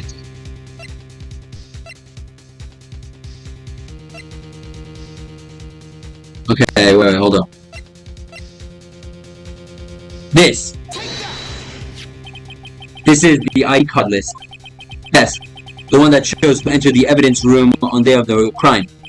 There was one ID on the list that we couldn't determine the owner of yesterday. 7777777. Sorry, but there's no way to prove that's my card number. It's your number. What? How do you know that? The safe in Chief Gant office requires a code to open. A 7-digit code. 7 digits? You don't mean. I'm afraid so, Your Honor. The code was 7777777. 7777777. 7777777. My bad. I missed on an extra 7. The same as the remaining ID card number on that list. Chief Gant, you entered the crime room on the day of the crime. Oh, we finally got him to break. Let's go. There we go. That's how we do this shit in the fucking Phoenix Wright town. Order. Chief Gant, what do you have to say? Nothing. The defense's search office was in violation of regulations, and I will demand Mr. Wright be punished to the maximum extent of the law. But right now, this court demands an explanation from you about the use of this ID card. Chief Gant, so you admit it? You entered the evidence room on the day of the crime? What about it? I'm chief of police. Whether it's the evidence room or the bathroom. What's the difference? I can go anywhere I want. Tell me, when you entered the room, were you alone? I always go to the bathroom alone, as I do with the evidence room. Detective Goodman wouldn't have happened to be with you that day, would he? Of course not. Why would he be? I hadn't seen him in days. You hadn't seen him in days, Chief Gant? I'm afraid you've just undone yourself. On that day, you had to have met with with Detective Goodman. What do you mean? The trial's purpose is to determine Lana Sky's guilt. No, it isn't, Your Honor. This trial's purpose is to determine the truth. Determine if Chief again met victim on the day of the crime, then we need to determine one thing. What transpired during that meeting? In that case, Mr. Wright, I'm gonna have to ask you for evidence. Shows proof that the victim went to meet Chief Gant on the day of the crime. Well, okay, I have to find the evidence.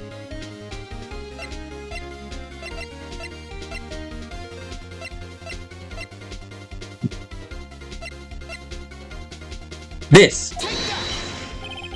Detective Goodman lost his ID card on the day of the crime. Or to be more accurate, Jake Marshall stole it. So Detective Goodman filled out a lost item report. He would have had to give that report to the chief of police.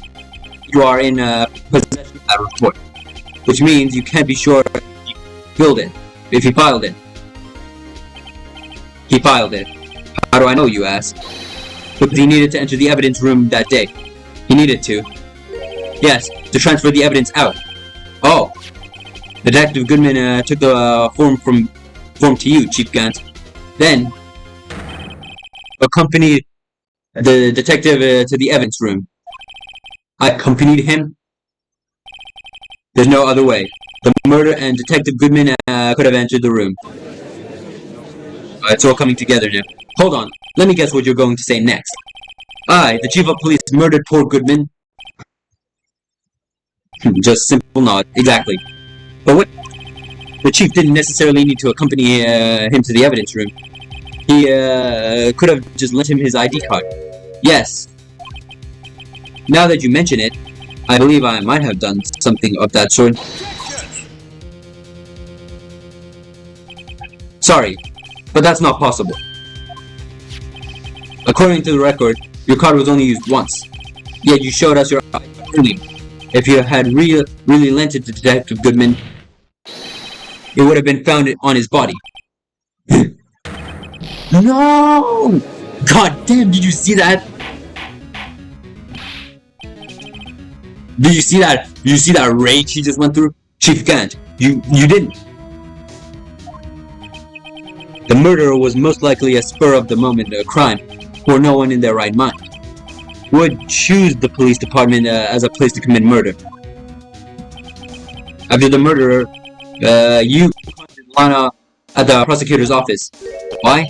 To dispose of Detective Goodman's body, of course. You're forgetting, Mr. Wright. But the victim's body was discovered in the prosecutor's office parking lot. How did he manage to move it there? I was at the police department the entire day, you know. And everyone's aware that Lana stayed at the prosecutor's office after the ceremony. Everyone likes me, it seems. Still, you're the chief of police. You have an entire police force at your disposal. Oh, so you think I just ordered an officer to do it? Hey, you, take this here dead body to the prosecutor's office. I don't think so. Chief Gant, you left all the evidence we need to prove how you moved the body to the prosecutor's office. And all this time I thought it was a useless clue just taking up space. How could the chief have moved the body?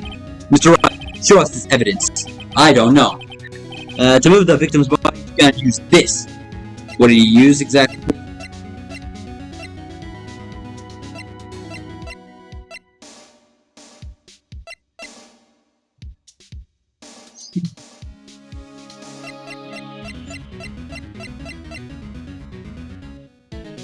What did he use?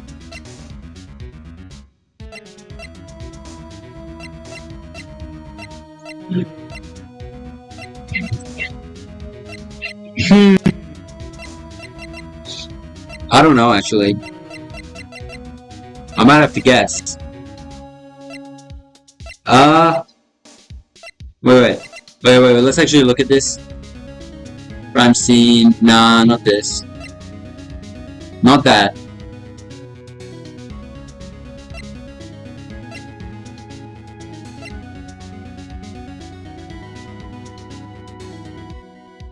There's no way.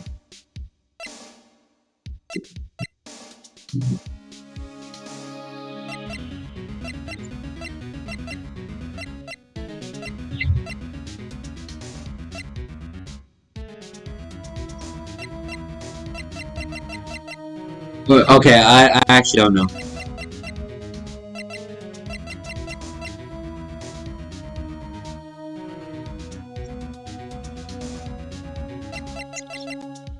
Alright, you know what? Where is it?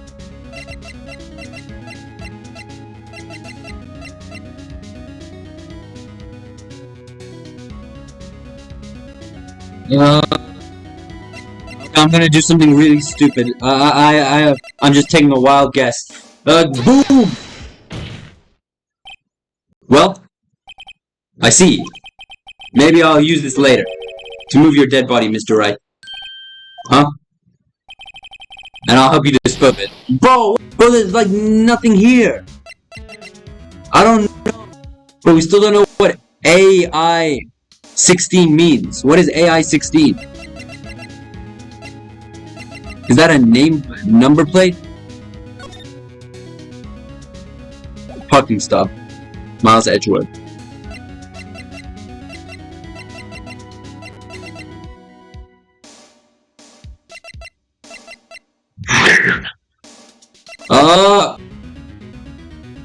I don't know. Take that. This is how we moved Detective Goodman's body. A parking stop. Miles. You mean the body was found in the trunk of Mr. Edgewood's car? I think it's obvious what happened. The body was moved by that car. Objection! You mean I carried the victim's body? Precisely so. But wait, even you know, I didn't plan on returning to my office after the ceremony finished that day. But you did return. Tell me why.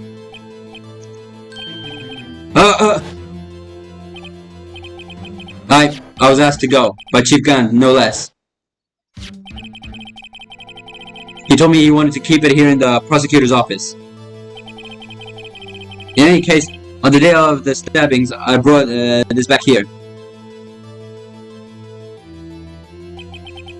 So you see, you really what you were really taking to the prosecutor's office wasn't the screwdriver, but the victim's body in your trunk.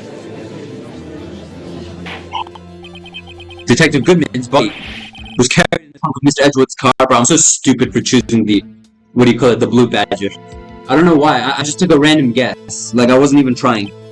Yes, unless of course you have other explanation, Chief. Why else would you have asked Mr. Edgewood to transport evidence from a closed case? There's only one plausible explanation. To transport the body to your office, Mr. Lana Sky. Miss Lana Sky. Bro, why do I keep saying Mr.? Order. What's going on here? Is there no room for a rebuttal in this defense's outrageous accusations? Think back to the photograph Miss Starr took of the prosecutor's office. This was not a photo of the body being stuffed in the trunk to be taken away. It was exactly the opposite. It was a photo of the body being taken from the trunk. Chigant, please say something. I believe your time's up. My time's up? Sorry, Rido, but I'm having with the district attorney general after this. We have to get going if we want to make it in time for the early bird special. But the cross-examination isn't finished yet. Remember what I told you earlier? A police chief has all kinds of weapons at his disposal. Weapons? Like the right to refuse to testify. I'm invoking that right now. What? That is not a right to be casually invoked. There are certain risks to be considered. So you're going to just run away after all this? Run away? Don't make me laugh, Worthy. I stabbed old Goodman? That's what you're saying, right? But if you had any conclusive evidence, you would have presented it by now. Well, You think I had Lana dispose of the body? If so, then show your proof and get it over with. I'll say it again, Mr. Wright. Demon Gant is the current chief of police. This court will not tolerate any accusations against him without concrete proof. Well, Mr. Wright, Your Honor, do you have any more concrete proof? Proof that Chief Gant murdered Detective Goodman and Miss Sky to dispose of his body? Do I have any concrete proof? Do I have any concrete proof?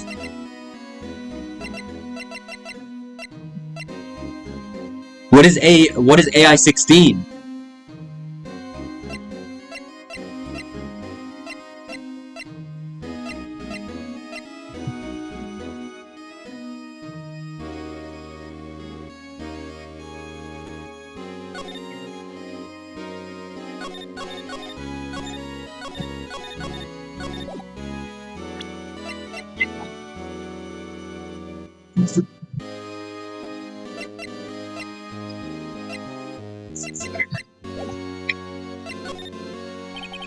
It's no use showing evidence I'm not even sure of myself. No, Your Honor. At present, I have no concrete, conclusive evidence.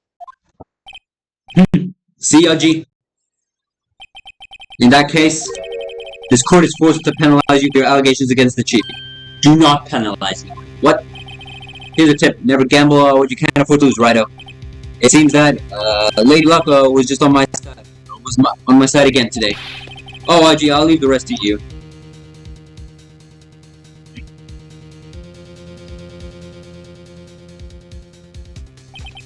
I warned you earlier, Mr. Wright.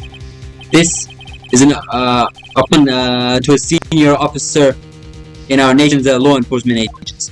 Am I actually going to get penalized? Objection! Lady Luck, Maybe we should have a word with her. Mr. Edgeworth, what do you mean? There's one lady who knows the real truth behind this trial. We haven't yet had the honor of hearing her testimony. Lady who knows the truth. Another witness. In the absence of conclusive evidence, the only other method is proof is testimony. But Chief Ganda has invoked his right to refuse to testify. There's still someone else, one more witness who can answer all the questions raised in this trial. Someone right here in this very room. Mr. Edgeworth, who is this? Why are you asking me, Your Honor? Have you forgotten? Defense is calling one witness today. Mr. Wright, does such a witness exist? She may not be willing to tell the truth, but we can't stop now. Yes, Your Honor. The defense calls forth. Where is she? Her? The defendant? Miss Lana Sky? She was in the underground parking lot at 5:15 p.m. on February 21st. Her task to dispose of the victim's body. In accordance with a certain orders. Mr. Edgeworth. The prosecution has no objections, Your Honor. Very well. The court will now take its final recess for the day. We will reconvene to hear the defendant's testimony. This court is now in Hold on. Huh? Chief Gun. I thought you were going to eat. Listen good, Lana. He's talking to Lana. I don't think you need me to tell you this, but if you accept Mr. Wright's claims, there will be terrible consequences. Okay, so he's just, exposing himself right here.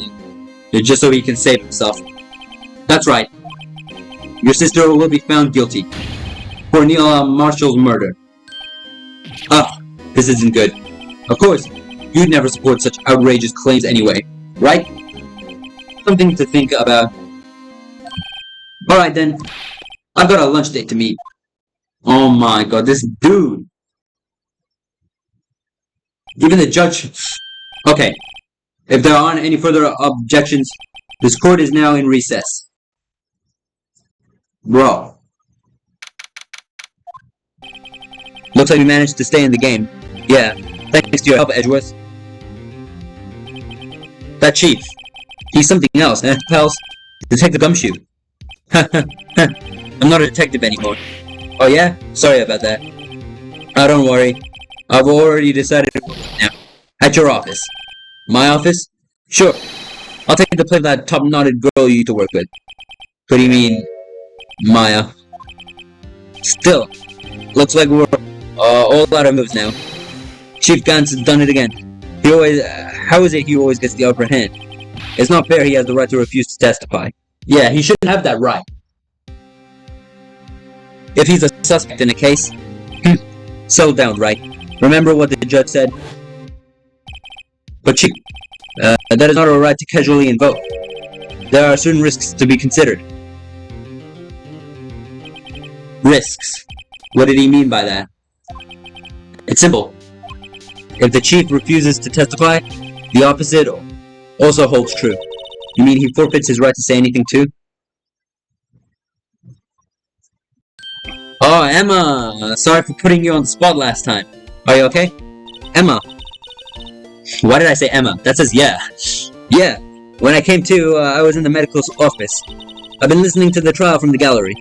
So she heard everything that's been going on. I'm Emma. I'm sorry for what I said for. No, don't be. It was the truth. You know, it's funny. I almost feel somehow relieved. Relieved? Yeah. Now I finally know what really happened. To think that all this time, my sister was being blackmailed by a terrible man, and she did it all just to protect me. Ever since her appointment as chief prosecutor, everyone who knew her said she changed. Perhaps it was easier that way for her. What do you mean? What do you think I mean? To follow Chief Gunt's orders. She must have had herself up deep inside to force herself to do anything and everything for the chief. Everything the chief told her to do. That must be why she became so cold. It was all my fault. It's all because I murdered Mr. Marshall. Hey, don't go blaming yourself now. If you want to blame anyone, blame society, pal. Chief Gunn may be able to fool everyone else with his forgery, but he can't fool my memory. I remember now. I knocked Mr. Marshall into that armor. I see. Well, we'd better get back. It's time for the final act. Emma, why don't you wait? No, I'm going with you. I want to be there. When Lana tells the truth, let's go, Wright. It's time to end this. Here we go. Woo! I'm excited.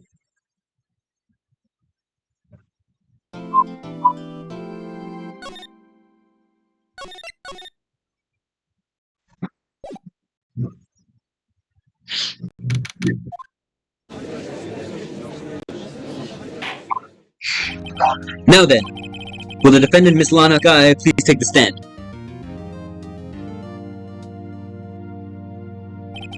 Miss Lana Scott, you are Chief Prosecutor. I'm sure you're aware of what is required of you. But Mr. Edgeworth, you already know everything. You know all that I've done these past 2 years. Please provide the court with your testimony, Miss Sky. And remember, we're under oath. We want to hear the truth. Of course. The truth. Lana, no matter what happens, I'll always be your sister. Now then, your testimony, if you will. First, tell about your relationship with Chief Gant. Everything hinges on your testimony. You are the one chance we have to get Gant. Alright, here we go. Gant and the fabrication. I worked alongside Gant for years. There's no truth to this blackmail theory. I fabricated the evidence 2 years ago all by myself. Bro, don't lie here. When I found Prosecutor Marshall's body, I rearranged the crime scene. Well, yeah, that's true. She arranged it to, save her sister. I guess that's true so far. My only motivation was to get Ducky convicted. It had nothing to do with Emma. It definitely had something to do with Emma. Are you sure about this testimony? Your Honor, I'm confessing to a capital offense. Of course I'm sure. But Lana, if this is true, then that means that Chief Gant has nothing to do with this. That's what I've been telling you from the beginning. Don't lie here! Please, Mr. Wright, you've got to help her. She's sacrificing herself because of me. But what if she's telling the truth? She's not. I'm my own sister. Whenever she speaks stiffly like that, she's hiding something inside. Deep down, she's really screaming in agony. Yeah, this is no time to start second-guessing myself. The defense may now begin its cross-examination.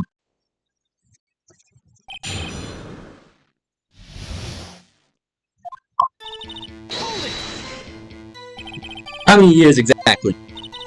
Ever since I made senior detective. Let's see, I was 24 then, so that would be 5 years. Detective Gunt and Detective Sky were legendary partners. I personally saw them testify in numerous cases. She must have been coming from the same school as Mia. Damon Gant was a respectable detective, that's why.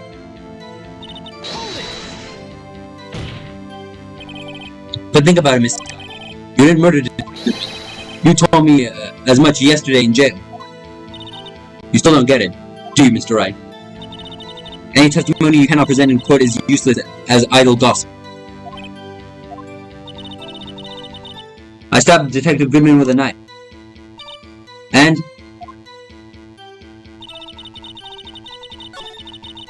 Bro. She's really trying her hardest here. Did you do so to help your sister? Joe Darkey was a serial killer. My sister almost became his last victim that day. I didn't want that incident to ruin her life. What she did was justifiable self-defense. She wouldn't have been charged with anything. That's not the point. She was traumatized traumatized that day, all because of that creep. That's why I couldn't forgive him. Lana. So that's why he fabricated the evidence 2 years ago. You say you did this all by yourself? Yes. Would you mind telling us what you found when you arrived at the crime scene? It seems I was the first person to discover that scene. The broken prosecutor award with a knife was stuck in the victim. What? The prosecutor marshal died from an unfortunate accident. That only a situation you dreamed was possible. The reality is, it wasn't my sister who took the prosecutor's life. Fantasize all you want, Mr. Wright, but I'll never change this statement. You mean, Prosecutor Marshall wound up being killed by Dark A? Something like that. If that is so, what happened to the other? Dark A was carrying a switchblade knife. Oh, that was lying on the floor a little distant way. It was probably knocked away in the struggle. That's not how it went down. She's trying to cover up her lies with more lies. Well, what do you call it? I'm gonna try and play with the mouse again. I want to see. What do you call it? I'm gonna see if it's any better than the keyboard. I prefer the keyboard, but I'll just try the mouse because I know a lot of people probably use the mouse. Okay, can you see my mouse? Okay, let's try the mouse. All just to protect me. So when you found the scene like this, what did you do? After all, this is what everything boils down to. Yes.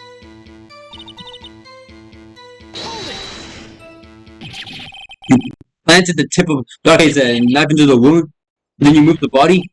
But why? Why would you do that? You of all people should know, Edgeworth.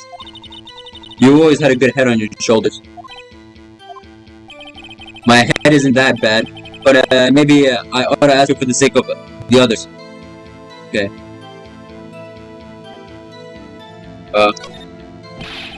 Why did you do that?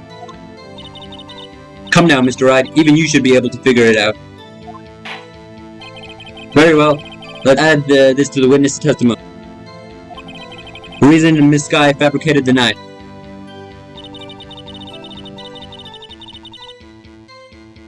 Okay, so according to your testimony, Prosecutor Marshall's broken knife was the murder weapon. Yes, and leaving it at that might point the blame away from Dark A. I feel like the most effective way to get him convicted would be by having the tip of the knife found inside of the victim's body. So you buried it inside the victim's stab wound? Yes, because I hated Dark A for what he did. Okay. So you rearranged the crime scene. Are you sure you didn't do it just to keep Emma from looking at the murderer? How many times do I have to tell you, Mr. Wright? Emma didn't do it. Period.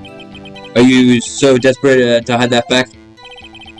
You're willing to risk the death sentence? She's lying. She did. So I wouldn't be blamed for what happened. In any case, as a prosecutor, what I've done is unpardonable. There's nothing I can do to make up for my actions. Mr. Wright, my sister's lying. Looks like she's determined to protect you in the end. She fabricated evidence by herself. There's no way she could have done it alone. I've got to get Lana to talk more. If she's lying, then she's bound to slip up and make a contradiction.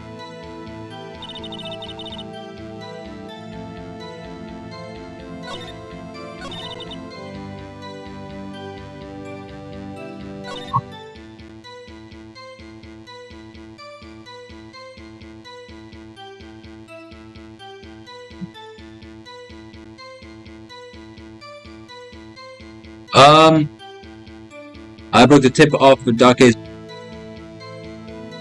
What reason would she have exactly to do that?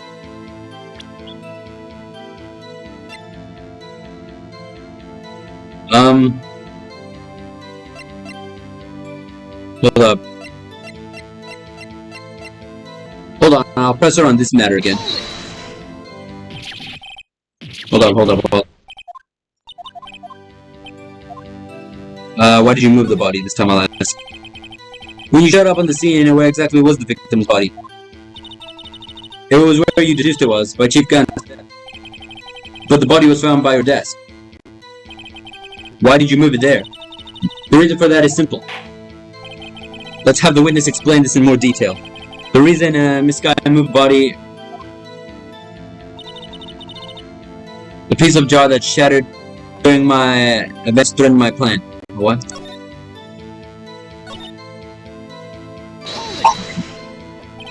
The pieces of the jar, you mean... Yes, that wretched jar you showed us earlier. In order to show that Dake committed the crime, I felt it would be more expedient to move the body. So, when you first found the body, the jar was already... Of course, it had to be shattered to pieces. Alright, I already found her lie. If you looked at the crime scene, it would be very clear right away what happened.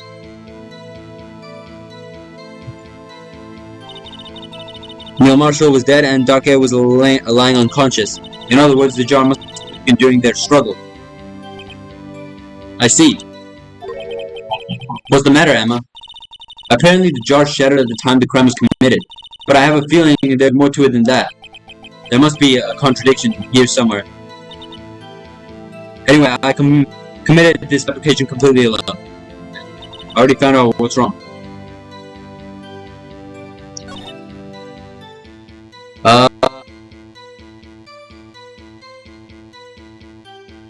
Present. Okay. It was this, right? No, I didn't mean to click that.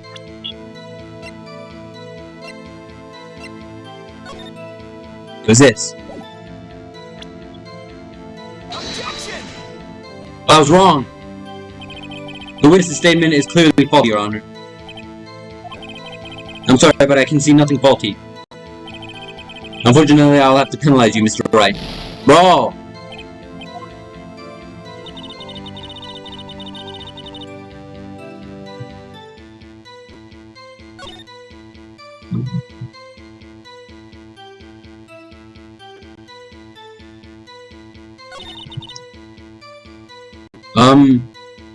I have an idea.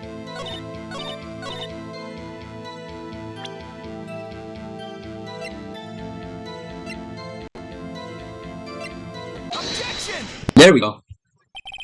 Miss Guy, I understand how you feel. You committed that crime 2 years ago to protect your sister. You mean, the forgery where Neil Marshall was murdered? If that were to be exposed now, the past 2 years of your life will have been in vain. Even so, I am compelled to bring everyone's attention. A significant contradiction. Bro, I'm not using the mouse anymore, you know. Bro, I don't get how people use the mouse. I'm using the keyboard.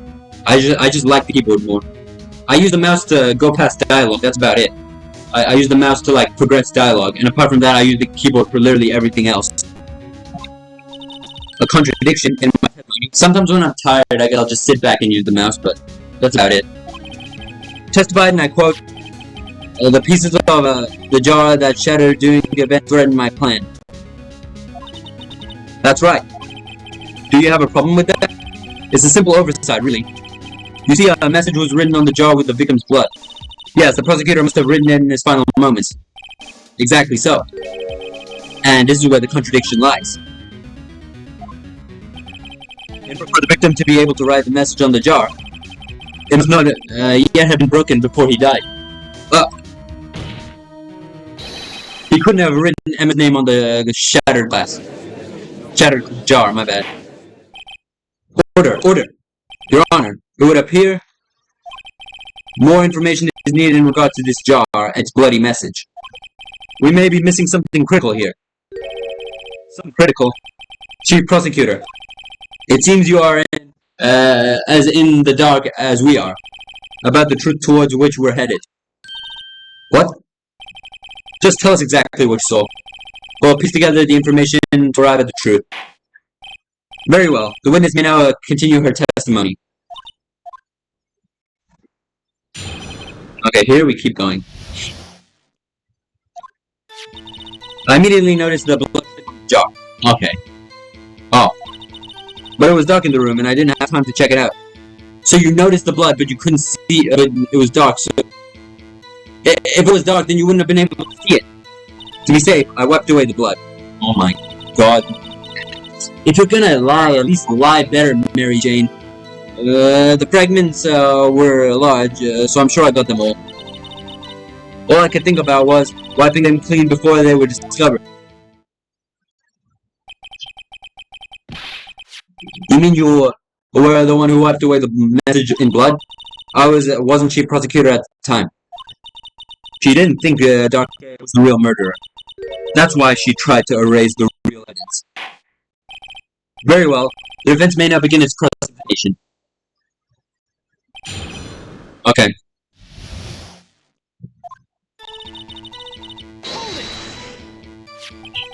So the jaw was already broken. A miracle that thing hadn't broken earlier. It certainly looks as feasible as the defense's case, but not as feasible as the judge's judgment. You're an ace detective who never missed a detail. Do you really expect us to believe you didn't investigate what was on the jar pieces? Normally I would've.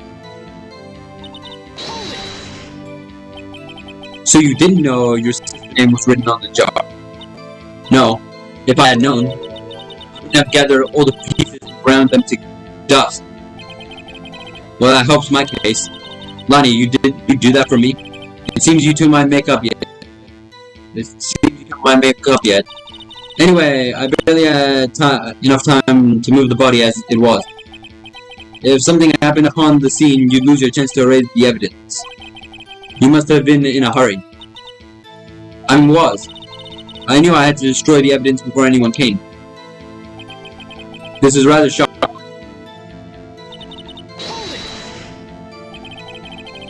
I'm afraid this action of yours is what really happened. What do you mean? If you really thought Dr. killed prosecutor or marshal, you wouldn't have walked away the blood. What else could I have done in that situation? Lana, I only had a few moments. There wasn't enough time for me to do anything else but gather up the pieces. But how could you see that with the power out? It should have been pitch black in the office. A detective is always prepared, Mr. Wright. Even I carry a pocket light and a camera with me. Even I carry a bottle of emergency luminol wherever I go. I never missed anything. I got every last piece. So you illegally rearranged the crime scene? Yes. I don't have any excuse for my actions. I'm so sorry, Lana. I didn't know. I've treated you so badly all this time. It's not too late. Still plenty of time to make up. After we've gone to the bottom of this incident. No doubt this day will leave a permanent stain on the history of prosecutor's office. More contradictions have surfaced in her testimony. Your sister really putting up a fight. She must really care about you. Still, she's not doing this the right way.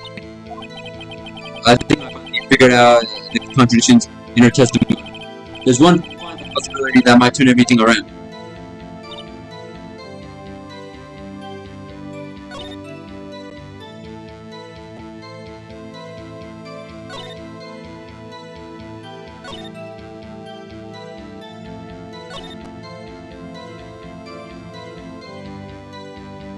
Oh!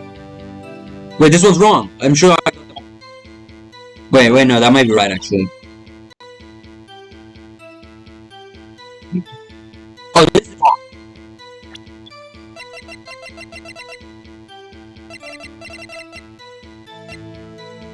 Objection! Miss Guy, I believe this jar conceals a truth that even you were unaware of. What? We found the final piece of the jar in Chief Gunn's safe. The chief's safe? How? I knew it. She really didn't know. There's something even more disturbing about the final piece. There was still blood on it. But the witness just testified that she gathered every last piece and wiped the blood off them. Yes, which leaves us with only one explanation. On the night Prosecutor Marshall was murdered, you're not the first one to show up on scene. Chief Gunn got there before you. But could the defendant have simply missed a piece? Objection! I'm afraid that's unlikely. The pieces are too big for anyone to miss, let alone an ace detective. That may well be. but everyone makes mistakes. Even I once wasted an entire day looking for my dentures. Burned my mouth all along. Can you believe that? Have you forgotten, Your Honor? When this witness arrived at the scene, the jar was already broken. Oh, that? There's no way a name could have been written on the shattered jar. Another person discovered the scene prior to the witness. I hope you're not. This person was Chief Gant at the time he was looking for Darkade downstairs. Besides, if he was there first, why would he break the jar? Objection! The question is, if he did arrive there first, why would he hide that fact for 2 years? Well, Your Honor, can you answer us that? Ah! No! I like how he's so calm yet he's like yelling. Wait, I'm not the one on trial here. Diamond Gunt arrived at the crime scene prior to the witness. He proceeded to break the jar and purposefully hid one of the broken pieces. Question: what was the action called? Fabrication of evidence. But why would Chief Gant do that? In light of what happened afterwards? Isn't it clear? What happened afterwards? Discovering the scene, Lana Skye believed her sister killed the victim. Determined to help her sister, she sought Gant's aid.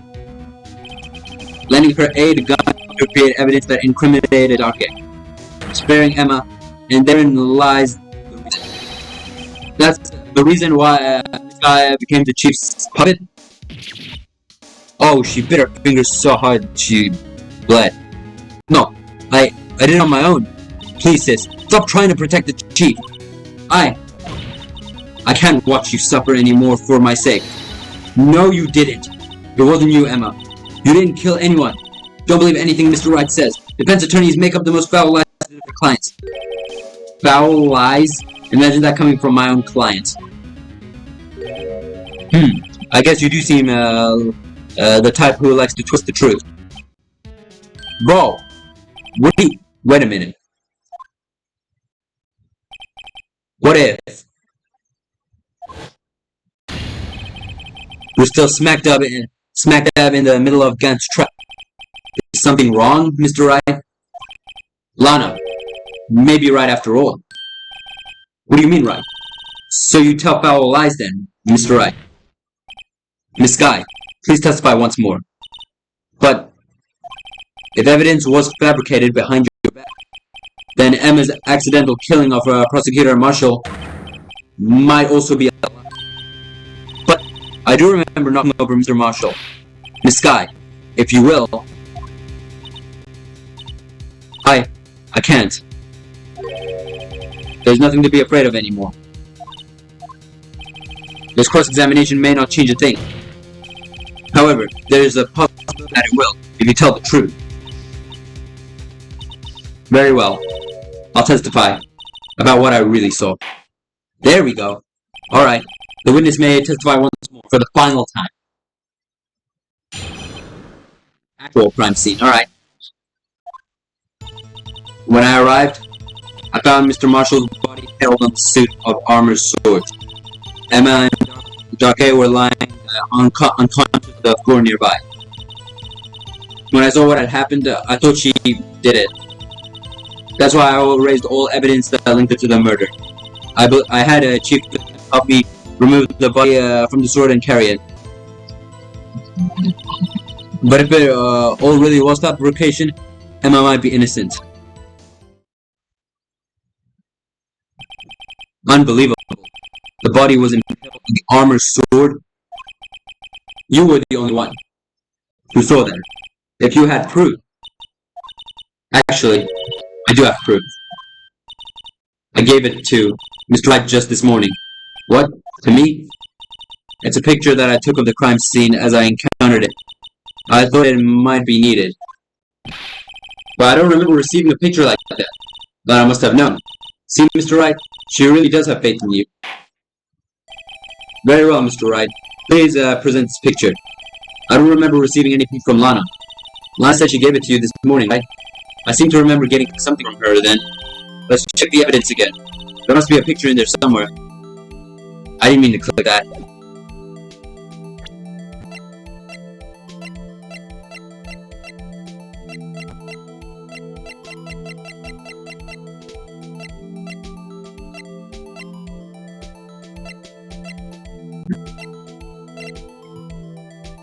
In the sky.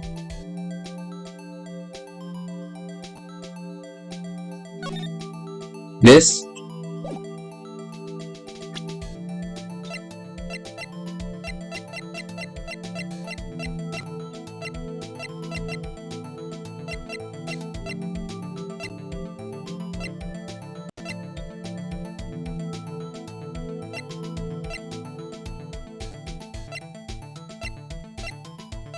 Only thing I have is this.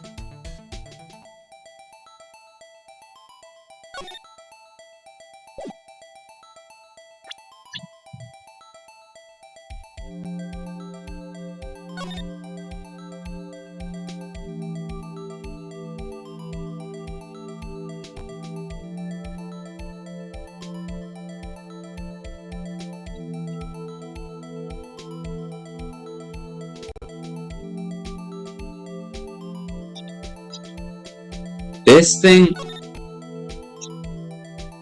Oh! Hey! There's a picture here. Oh! Oh my! This is the actual crime scene. No other detective saw the crime scene like this. Because I contacted Criminal Affairs only after I had rearranged everything. Mr. Wright. The piece cut out from his vest. Could that be the cloth found inside the chief against safe? What's this? This is a handprint, isn't it? That cloth. It had fingerprints on it. Whose fingerprints those are must be the real murder. Bro, those are your fingerprints though. So she's the actual killer. And here I thought, what do you call it? We were gonna find out if there was a chance maybe she's not the killer. Oh, she doesn't know that the fingerprints are hers. So she doesn't even know. What? But those fingerprints, they're yours, then. Why are your lips turning all purple, Mr. Wright? Anyway, let's get on with the cross-examination. So, as long as you tell the truth, we should be able to flush out the real murderer. Very well, the defense may now begin its cross-examination. This is not good, this is not good, this is not good! Is my mouse not working all of a sudden? I didn't even click it. I thought I clicked that. You?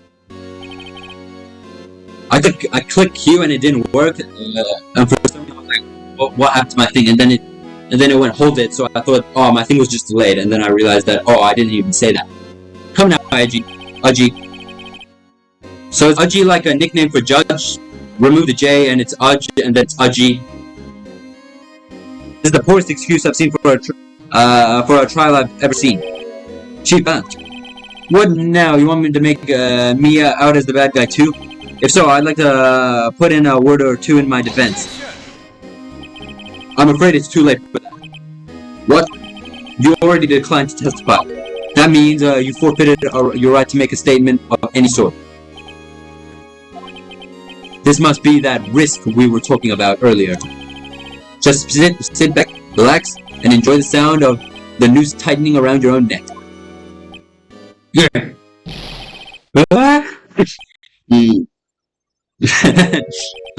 So what? Do you think I'm worried?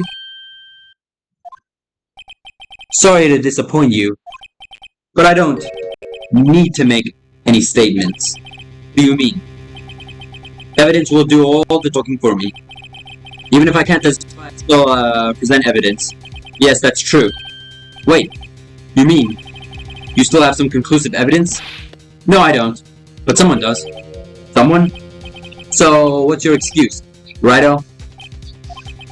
Why have you been quiet about it? You do have something to show us, right? Something that proves who knocked over Neil Marshall causing his death. Conclusive evidence that leaves no room for doubt. Is this true, Mr. Wright?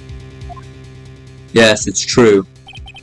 If I show that piece of evidence now, Emma's sure to be made out as the murderer. If you have any more evidence, let it now. And if you try to conceal anything, you will be the one appearing before the floor of inquiries. What do I do now? I better think this through carefully. I can't afford to make the wrong decision. Should I present that piece of evidence? This one shows who really killed prosecutor Marshall? No, I can't, bro. No. Okay. I have to do it. No. No, I won't.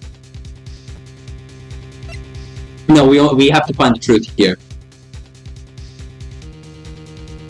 Emma wants the truth.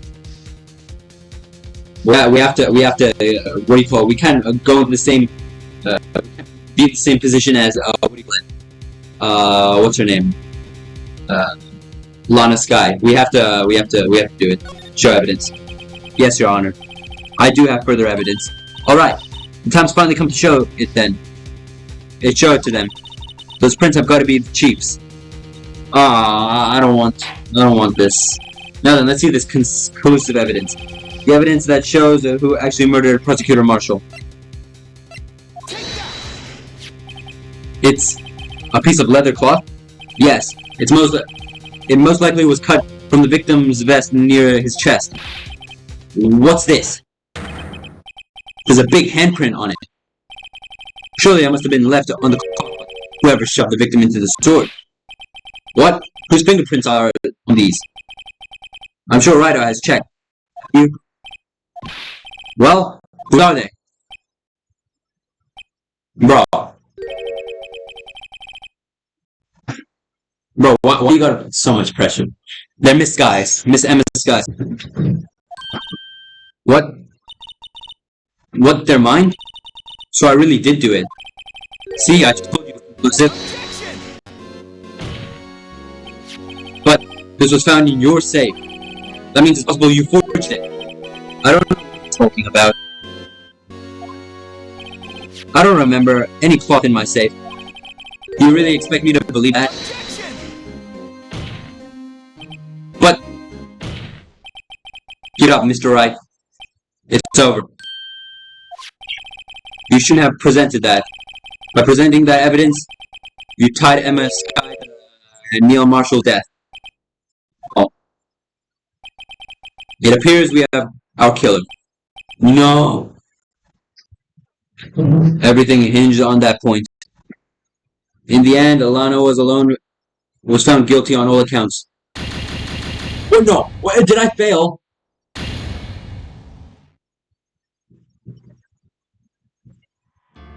You're not gonna make me do that entire thing again! So, wait. Hold up. Is there a... Hold escape to skip text. Oh my god, it's so slow. Why is it so slow? Don't make it so slow. Oh my god, this is the slowest thing ever. Okay, so I think it's just faster to quickly skip like this. Hold on, I'll be right back once I've finished all of this again. Oh, well, I guess there's no need for this anymore.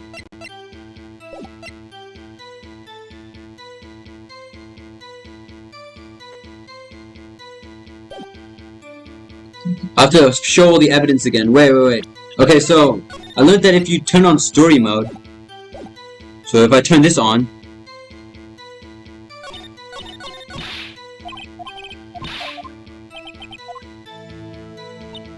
it does absolutely nothing. Isn't this supposed to do something? Well, I guess story mode has no use, so just keep that off, I guess. I'm playing through this entire thing again. This is so stupid.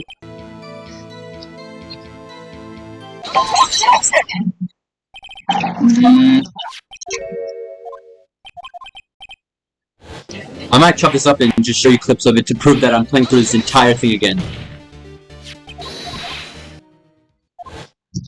Yeah. Okay, oh, this is when she's not lying or when she is lying, I don't know. Oh, the picture, oh yeah, I remember where that was. I remember, where is it? Whoop-de-doo. Yeah, there it is.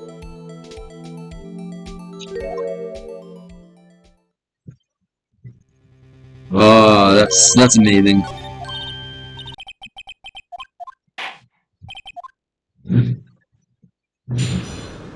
Oh, this again? Isn't this the part where he's about to come? Oh, this is it. Yep. There he is. Okay. I'm finally back here again. Okay, save. Save, alright? I'm not doing all of that again. I'm not showing evidence. Your Honor, I don't have any evidence I can present at this point in time.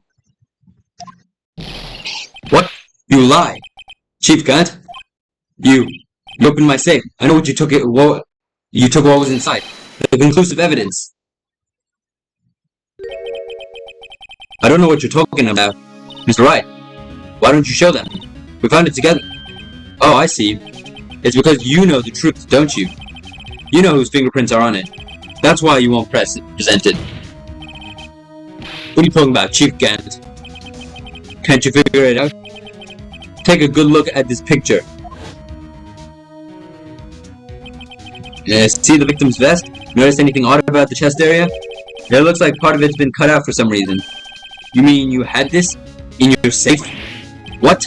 That means you, the chief of police, have been concealing evidence? This is going to be the biggest scandal in the history of the police department. Goddamn, he just put his ass on the spot. What a fucking idiot. Impressive. To be honest, I didn't think you had the gal, Righto. Well, I can't just let you pin me up as the murderer. I'll tell you what really happened. What?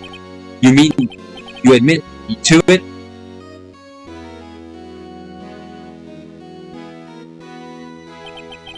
I was the first person to arrive at the crime scene at that day. It then occurred to me that I could use the situation to control Lana. So you really were manipulating her. I knew Lana. If I made it look like the blame lay with her sister, that when she saw the scene, she would ask me for my aid. So your sister missed Sky. I told her to arrange all the evidence. I had her plant the knife tip in the body and move the body across the room. And I ended up using that evidence to get Joe Darkey convicted. What I tampered with was with the crime scene. I hid 2 pieces of evidence. This was before Lana arrived at the scene, mind you. 2 pieces of evidence. You mean those items in your safe? But why? For insurance. Of course. Insurance? I was sure my plan would work, but it's always best to be prepared for the worst. I wasn't about to let anyone blame me for a murder that girl committed. You mean you were calculating that far ahead while forging the evidence? What do you take me for, a fool? I didn't make police chief by dumb luck. See this jar fragment? I hid the most legible part of Emma's name. I didn't expect Lana to go and wipe the blood off all the pieces. But if you fabricated all the evidence, what's to say you didn't fabricate the message on the jar too? Ho. Some people just don't know when to quit, do they? That's all. I kept one more item for insurance. You mean that piece of cloth? Come on, Righto. Cough it up already. I know you have it. What are you waiting for, Mr. Wright? So you admit to it then, Chief Gant, that you were hiding the cloth you cut off the victim's vest in your safe. Yes, I admit it. I didn't want to have to do that being chief and all. But it's a lot better than being portrayed as a murderer. Well, Mr. Wright, what do you have to say for yourself? Just a moment ago, you said you didn't have any evidence you could present. Foolish move, Righto. You should have known it then before it was too late. It's been a long battle. But the moment of truth has finally arrived. As long as I don't mess up here, is mine. Show evidence, cannot show evidence. I'm saving, I don't care, bro. Cannot show evidence, I'm not showing it. No, it's too late to show the evidence now. Besides, even if I did, it'd just expose that poor girl's fingerprints. Right. Think hard over the circumstances. The circumstances? I'm talking about then and now. There's one major difference between the two. Weren't you waiting for that difference? So, Edgeworth figured out my plan? Mr. Wright, this is your only chance. Your Honor, I do have evidence to present now. Bro, alright then, let's see this conclusive evidence. The evidence that shows you who actually murdered Prosecutor Marshall. Whatever. Let me verify this once more. On the day of the crime, you personally cut this piece of the victim's vest. Oh yes, at last you finally brought it into the open. There's a handprint on the piece of cloth. Your Honor, the prosecution requests that be immediately sent to the lab for analysis. There's handprint on the leather. There must be a strong impact for it to be left so clearly. You mean, it could not have been forged. It must be a conclusive evidence. Oh my god. Ho ho ho. You're as slow on the uptake as ever, Worthy. What? Think about it. Wright has been right all this time to present this evidence. Yet he was reluctant to do so. Why would that be? You mean you already know? You know whose fingerprints are on that? Mr. Wright, do you really know? Whoever the fingerprints belong to must be the real one. Whose fingerprints are they? Bro! Very well. I'll tell you. It should be okay now.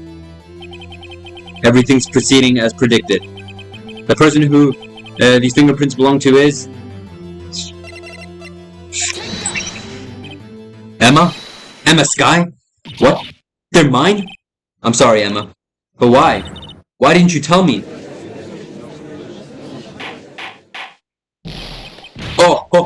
Oh! You're really something, Righto. You knew that girl did it all along. And you still tried to pin the murder on me. So it's true. Tragic, but true. This girl really did shove Prosecutor Marshall to his death. You monster! Miss Skye?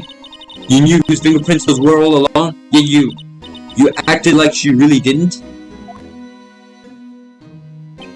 Miss Skye, it's not over yet. What? I said the trial isn't over yet. Huh, but I'm afraid it is over, boy.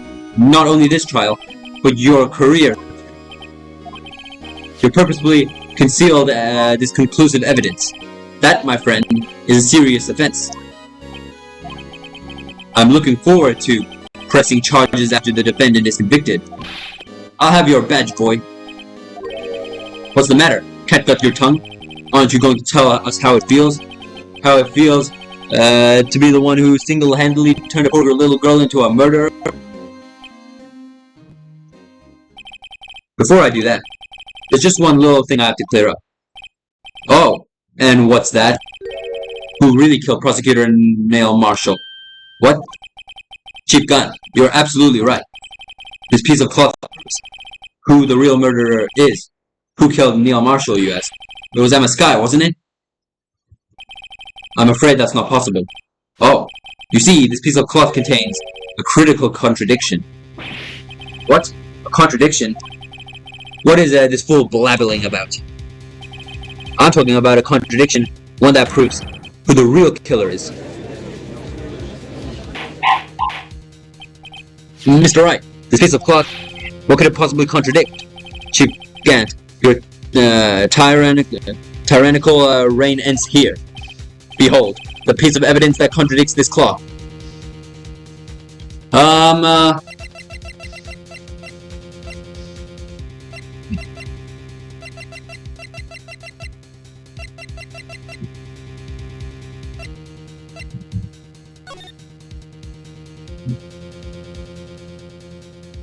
What contradicts it?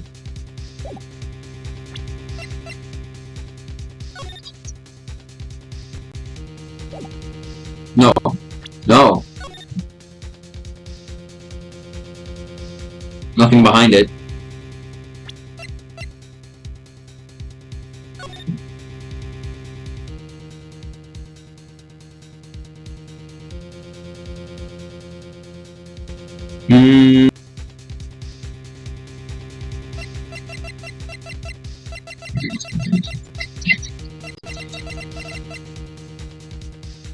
Honest pictures.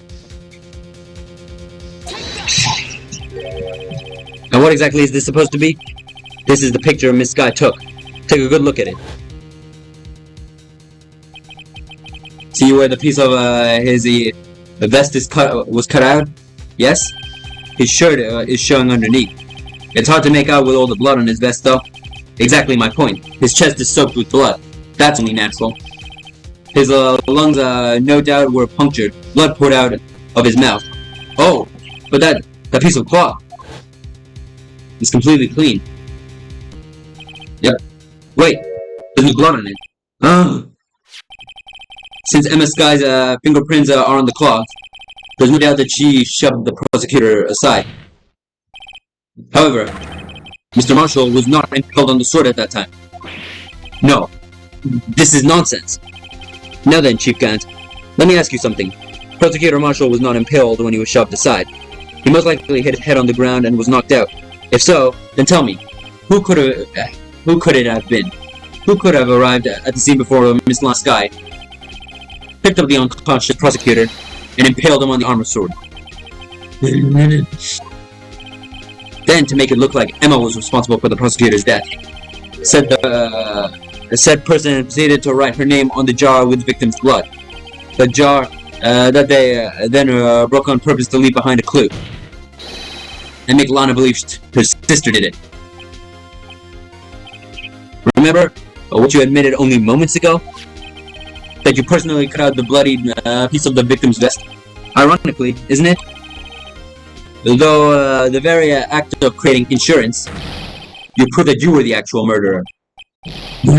No! It's finally all over.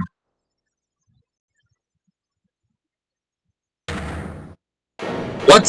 Who?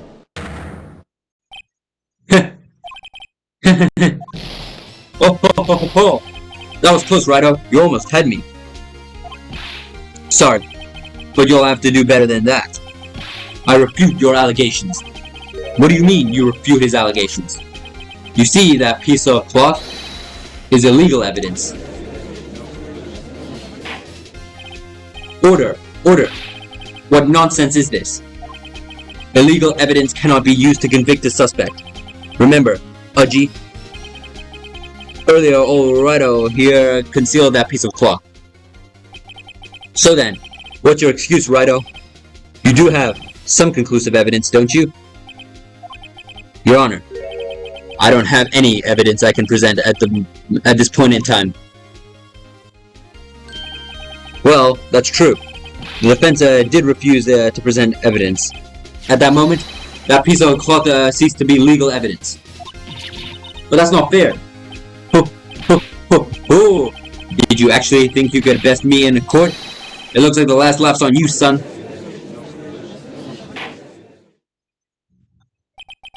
I'm afraid Miss Gant's claim is legally correct. Well, Mr. Edgeworth? True. Illegal evidence cannot be used to convict a person. Assuming, of course, that the evidence is indeed illegal. Well, Mr. Wright?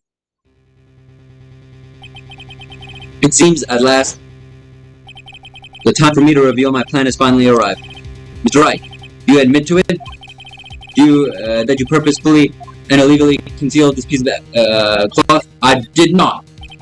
I admit, I refused to present it at one point.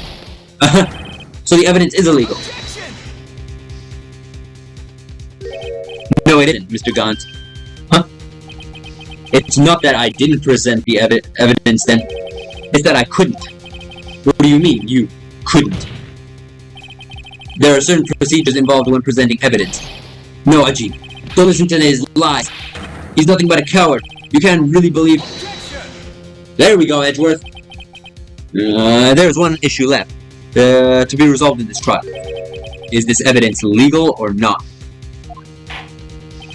Very well. Let us settle this once and for all. Earlier, you refused to present evidence. If you can prove your conduct was not in violation of law, then do so now.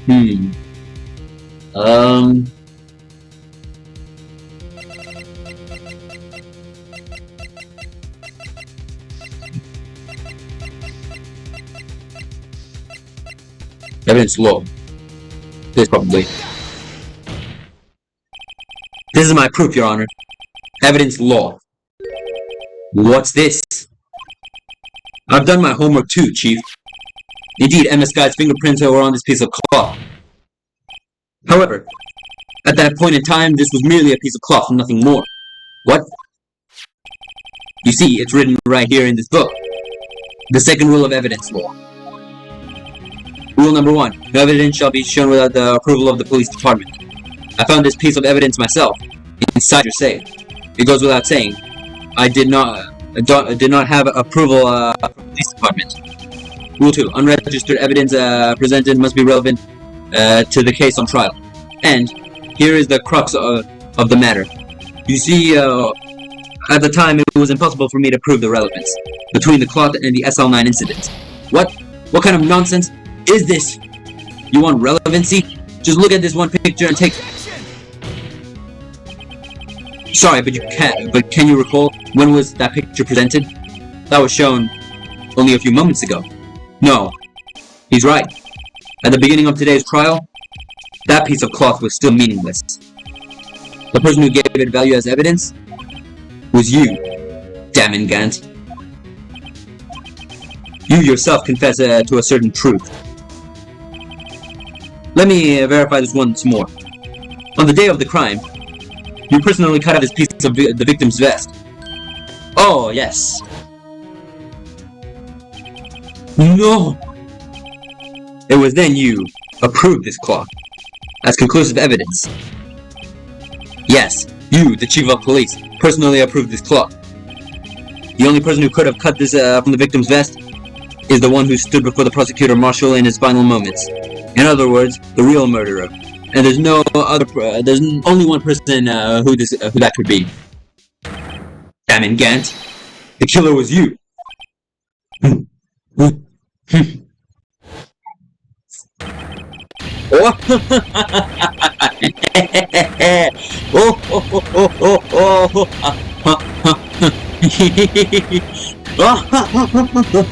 Oh, he's going fucking insane.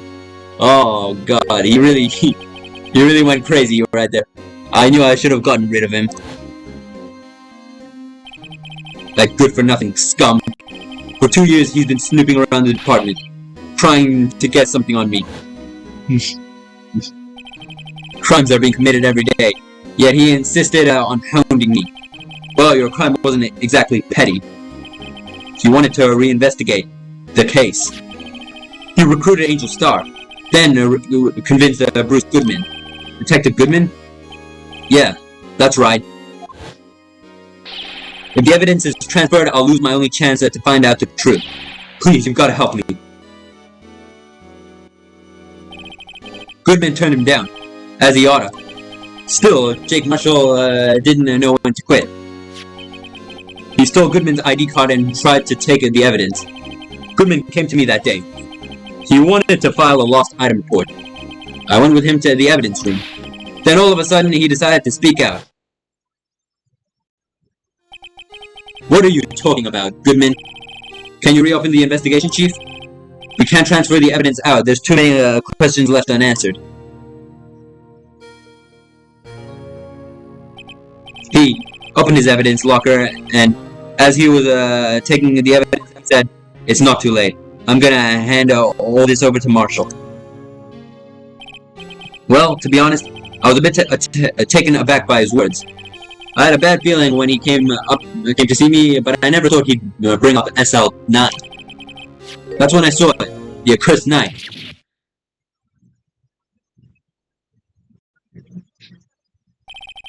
I couldn't just pull it out. Doing so would have only led to more blood, making it near impossible to hide your crime. Even so, the blood was just pouring out. I didn't know who might stumble in, so I hurried to wipe it off. I was worrying so much about the floor I didn't realize my fatal mistake. The bloody handprint? Detective Gumshoe's locker? I used to be known as the crime computer, but everyone has to start somewhere. I guess I was too nervous. I had no business doing any of it. Then you put the body in my car. I'm sorry, I couldn't think of any other way to move the body. I broke your trunk, but what's the big deal? You make a lot more than us detectives ever will. Leaving the prosecution's car aside.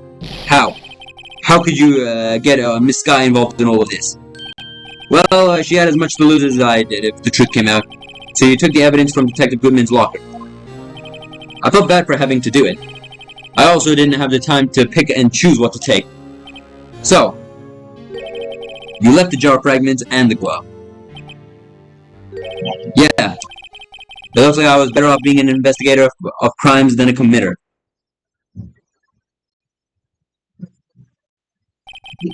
They all did their best to get in my way. I've got to hand it to them. They do their jobs well, much to my dismay. Fake evidence doesn't hold up very well upon close examination. You must have known that. Tell me, Worthy, why do you stand in court? Me? You despise criminals. I can feel it. You and me, we're the same. One day you'll understand. Oh, believe me, you will. You're just one man. You'll see what it really takes to bring down once you try to go it alone.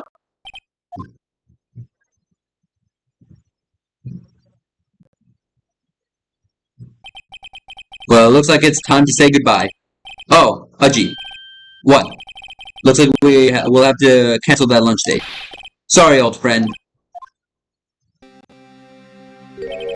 I'm sorry too, damn it, Gant. I knew you as you used to be long ago. You were once a fine investigator and an example to others on the force. I'm sorry to learn that you are no longer that person. Those days are gone now, Haji. Thanks to all the memories, though. Don't worry, you'll be fine. Now you have Wright out here. And Worthy. With these two around, you can't go wrong. In fact, I can hear them already. The melodious sounds of a new beginning.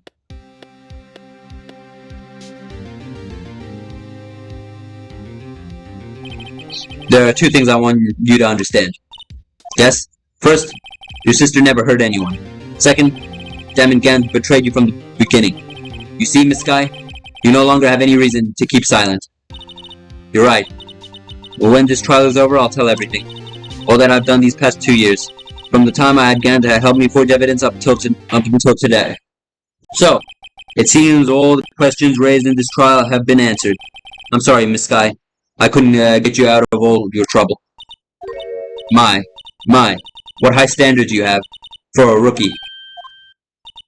I can see why Mia thought so highly of you. Who knows?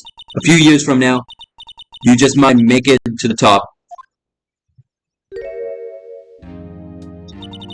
I owe you my thanks, Mr. Wright, Miss Sky, and to you too, Mr. Edgeworth. You've suffered every bit as much as I have over these past few days.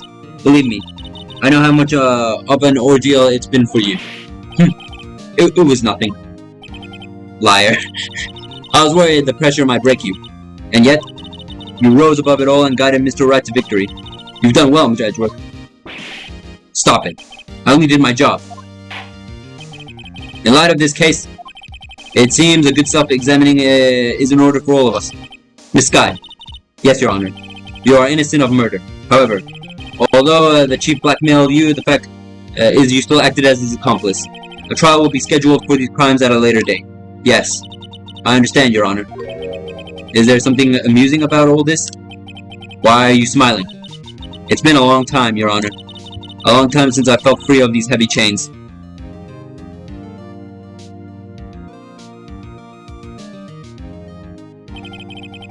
Well, this trial has gone far too long already. Regarding the change of murder, this court finds the defendant, Miss Lana Sky, not guilty! Woo! Damn, Phoenix Wright is really just shining all his aura on everybody. Look at that shit. That is all. This court is adjourned.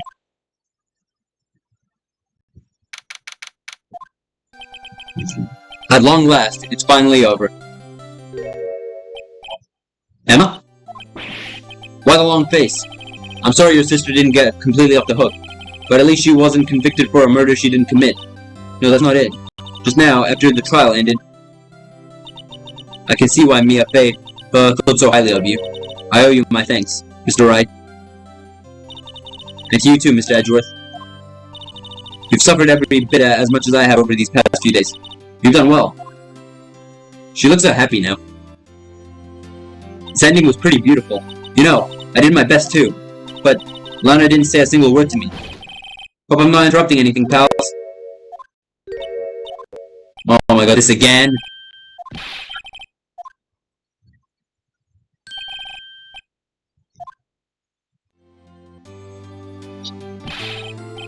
You're doing this on purpose, aren't you? Run around while on duty.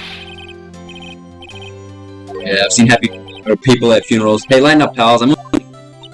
Oh, are you here because of my sister again? Nope, not this time. Came today because of you, pals. Me? That's right. I thought you'd like to see someone.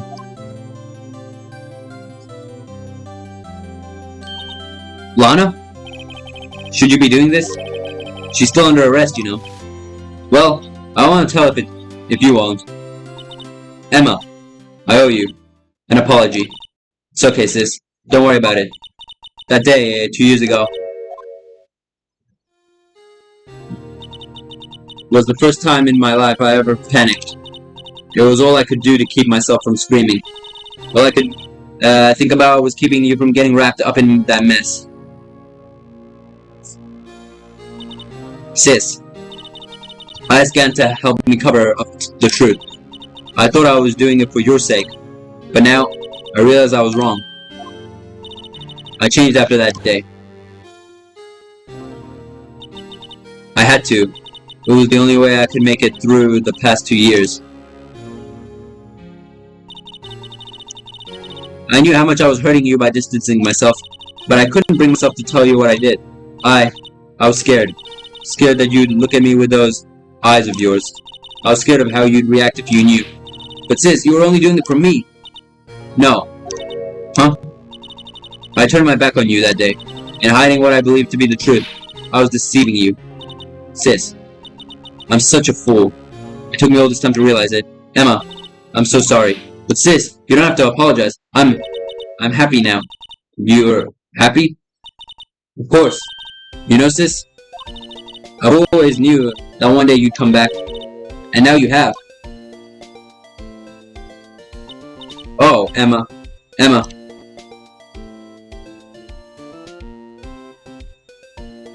This ending is beautiful, bro. No one can change the past. The only thing we can do is try to make up for our mistakes. We must, why must we make up for our mistakes, you ask? Because in so doing, we can find our way back on our to the rightful path. And it is from there we can move on toward a brighter future. At least that's what I felt watching the two sisters make up. Mr. Wright, Mr. Gumshoe. Me? Thank you both for all that you've done. I'm sure we'll meet again someday. Isn't that right, Edgeworth? Edgeworth? Stop hiding and come over here. Where was he hiding? I just came to say congratulations. Thank you. Thank you, Mr. Edgeworth. Right. Well, I'll be going now. Mr. Edgeworth, I hope you don't blame yourself for what happened. We were the ones who acted corruptly, not you. It's too late for me. No matter what anyone may say, I realize today that I can't correct my mistakes. Mr. Edgeworth? Not only that, but I don't even trust myself anymore. Chief Gunn was right. You despise criminals. I can feel it. You and me, we're the same. One day you'll understand. Oh, believe me, you're just one man. You'll see what it really takes to bring them down once you try to go it alone. I do detest criminals. I plan to dedicate my entire life to fighting them. But in order to fight on my own, I need a weapon. It's scary, but I've known that to be true for quite some time now. But Edgeworth, who knows? Given enough time, I might have to pull something like Chief Gant did. That thought terrifies me. That's why I can't continue on as a prosecutor. Edgeworth, don't you understand? Gun and your mentor, Manfred von Parma, were both the best of the best when it came to fighting crime. But they both made the same mistake. You said in order to fight crime on my own, I need a weapon. That may be true, but think back to today's trial. You weren't alone. You were working together with Mr. Wright, and because of that partnership, you were able to present evidence that otherwise would have gone undiscovered. Isn't that right, Mr. Wright? Huh? What? Oh, yeah. What is this, a pop quiz? Come on, Mr. Wright, show him what Lana's talking about. Evidence, huh? Something, well, that neither Edgeworth nor I would have been able to find out on our own. What?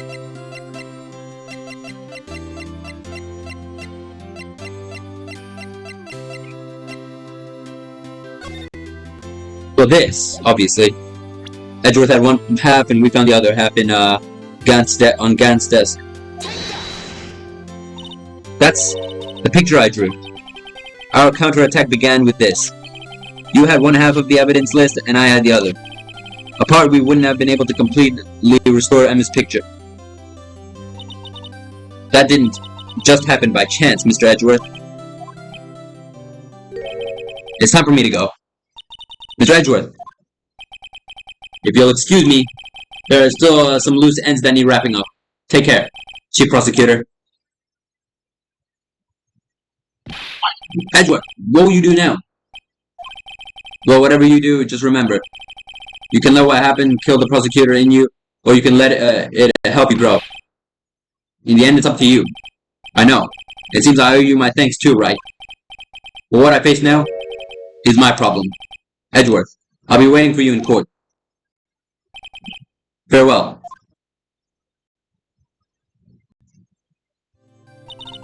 I better be going too. Okay, but I'll be by to visit soon. It seems we both have a lot to learn and catching up to do. Here, this is a little something for you. Scientific investigation. It's the first book I ever bought. Study it well. Thanks, sis. I will.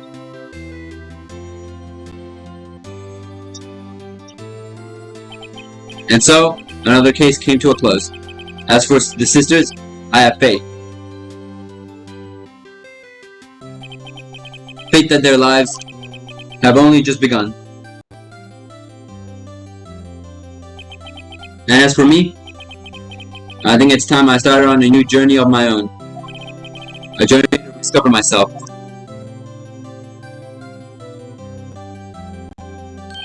Well, don't go trekking off just yet, pal. Huh? What is it, detective? There's just a little matter to be resolved about the chief prosecutor. You see, she isn't supposed to be out of jail, but I thought you said it was okay. Yeah, well, it may be okay. Folks in the prison are a different story. Huh? Basically, I had to bribe a guard in order to sneak her out for 30 minutes. Believe me, it wasn't cheap either. Huh? Way to go, detective. I didn't know you had a wild side. Yeah, well, you'll see. Mr. Wright here is the one who'll be putting... Huh? Huh? What? Afford it with my salary? You gotta be kidding me, pal. Huh? Huh? Huh? Thank you, Mr. Wright. You're the best. Why is it? I suddenly feel like I want to scream. Hey, I got an idea. Why don't we all go pay it off together? Yeah, that's a great idea. Come on, guys, let's go. Objection! What? Oh, that's it? Oh, that was so good though.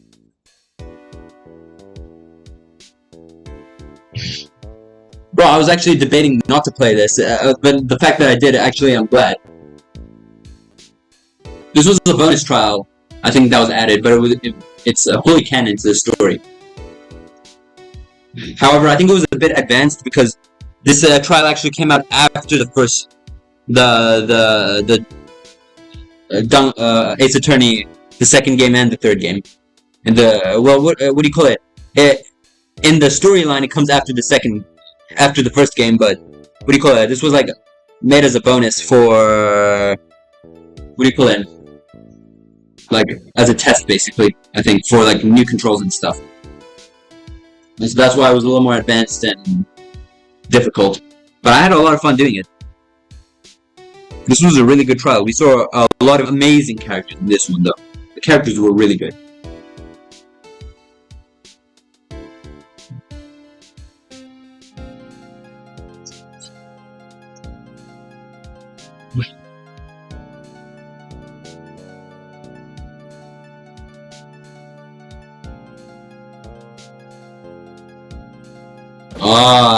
Meekins. Billy the cactus.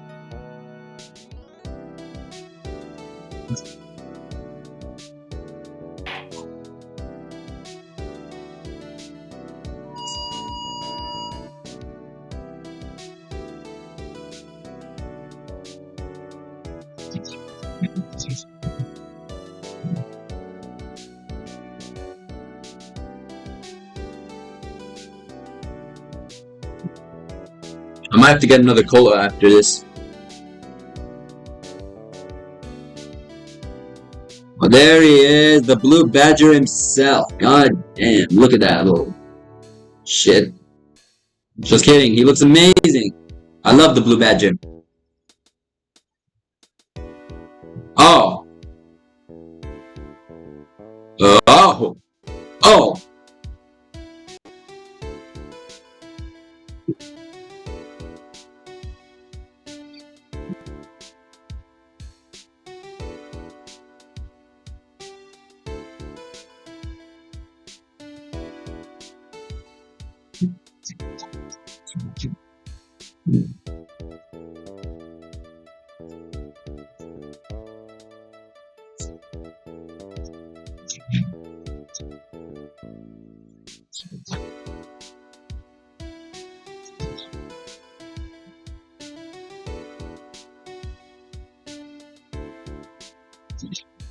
There she is, Angel, my girl.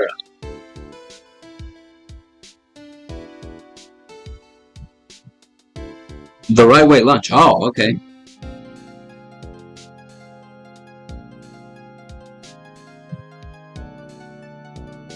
The turnabout theme. Alright, Angel. Let's see, buddy.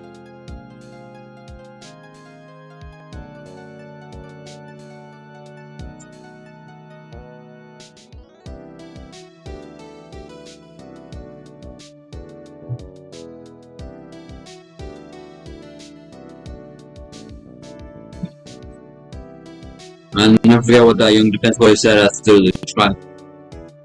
Mr. Left. Bro! Did you forget Mr. Wright already? I guess I'm Mr. Left now. Reminds me of that, what do you call it, that one meme I saw on TikTok, the one that, the lady on like, what do you call it? What was it, America's Got she went, she said she went to like a comedy school, she said like, this joke, she was like, are you alright? And everybody was like, she was like, no, you are all left. And then absolutely no one left the, what do you call it? What do you call it? Downvoted. Nothing soothes, what? I hear your objection. Come on. Come back. Come back, we miss you. Training is about to begin. What? Who's that? See you around, Nick. Bro, we need her back in the second game. Come on now.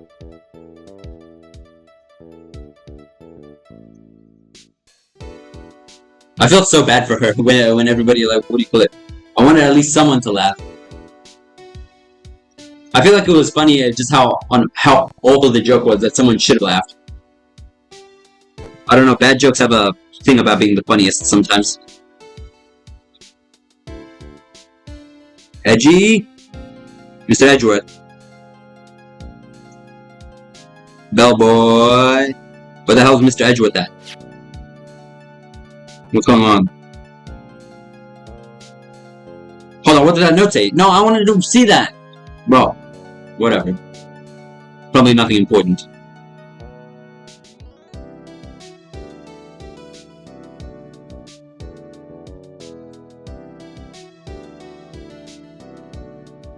Thanks for coming to see me off. What? Oh, she's leaving just like Maya. Both my assistants left. And they look the same too. They grow up so fast.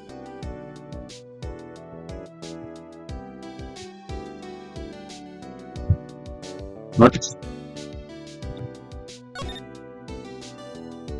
What the hell's this?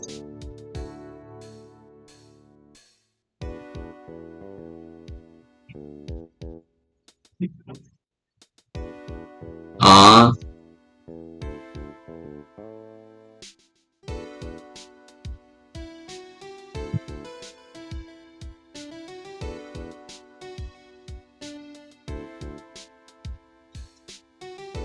Well, that was beautiful. I love this game, bro. This game is so amazing.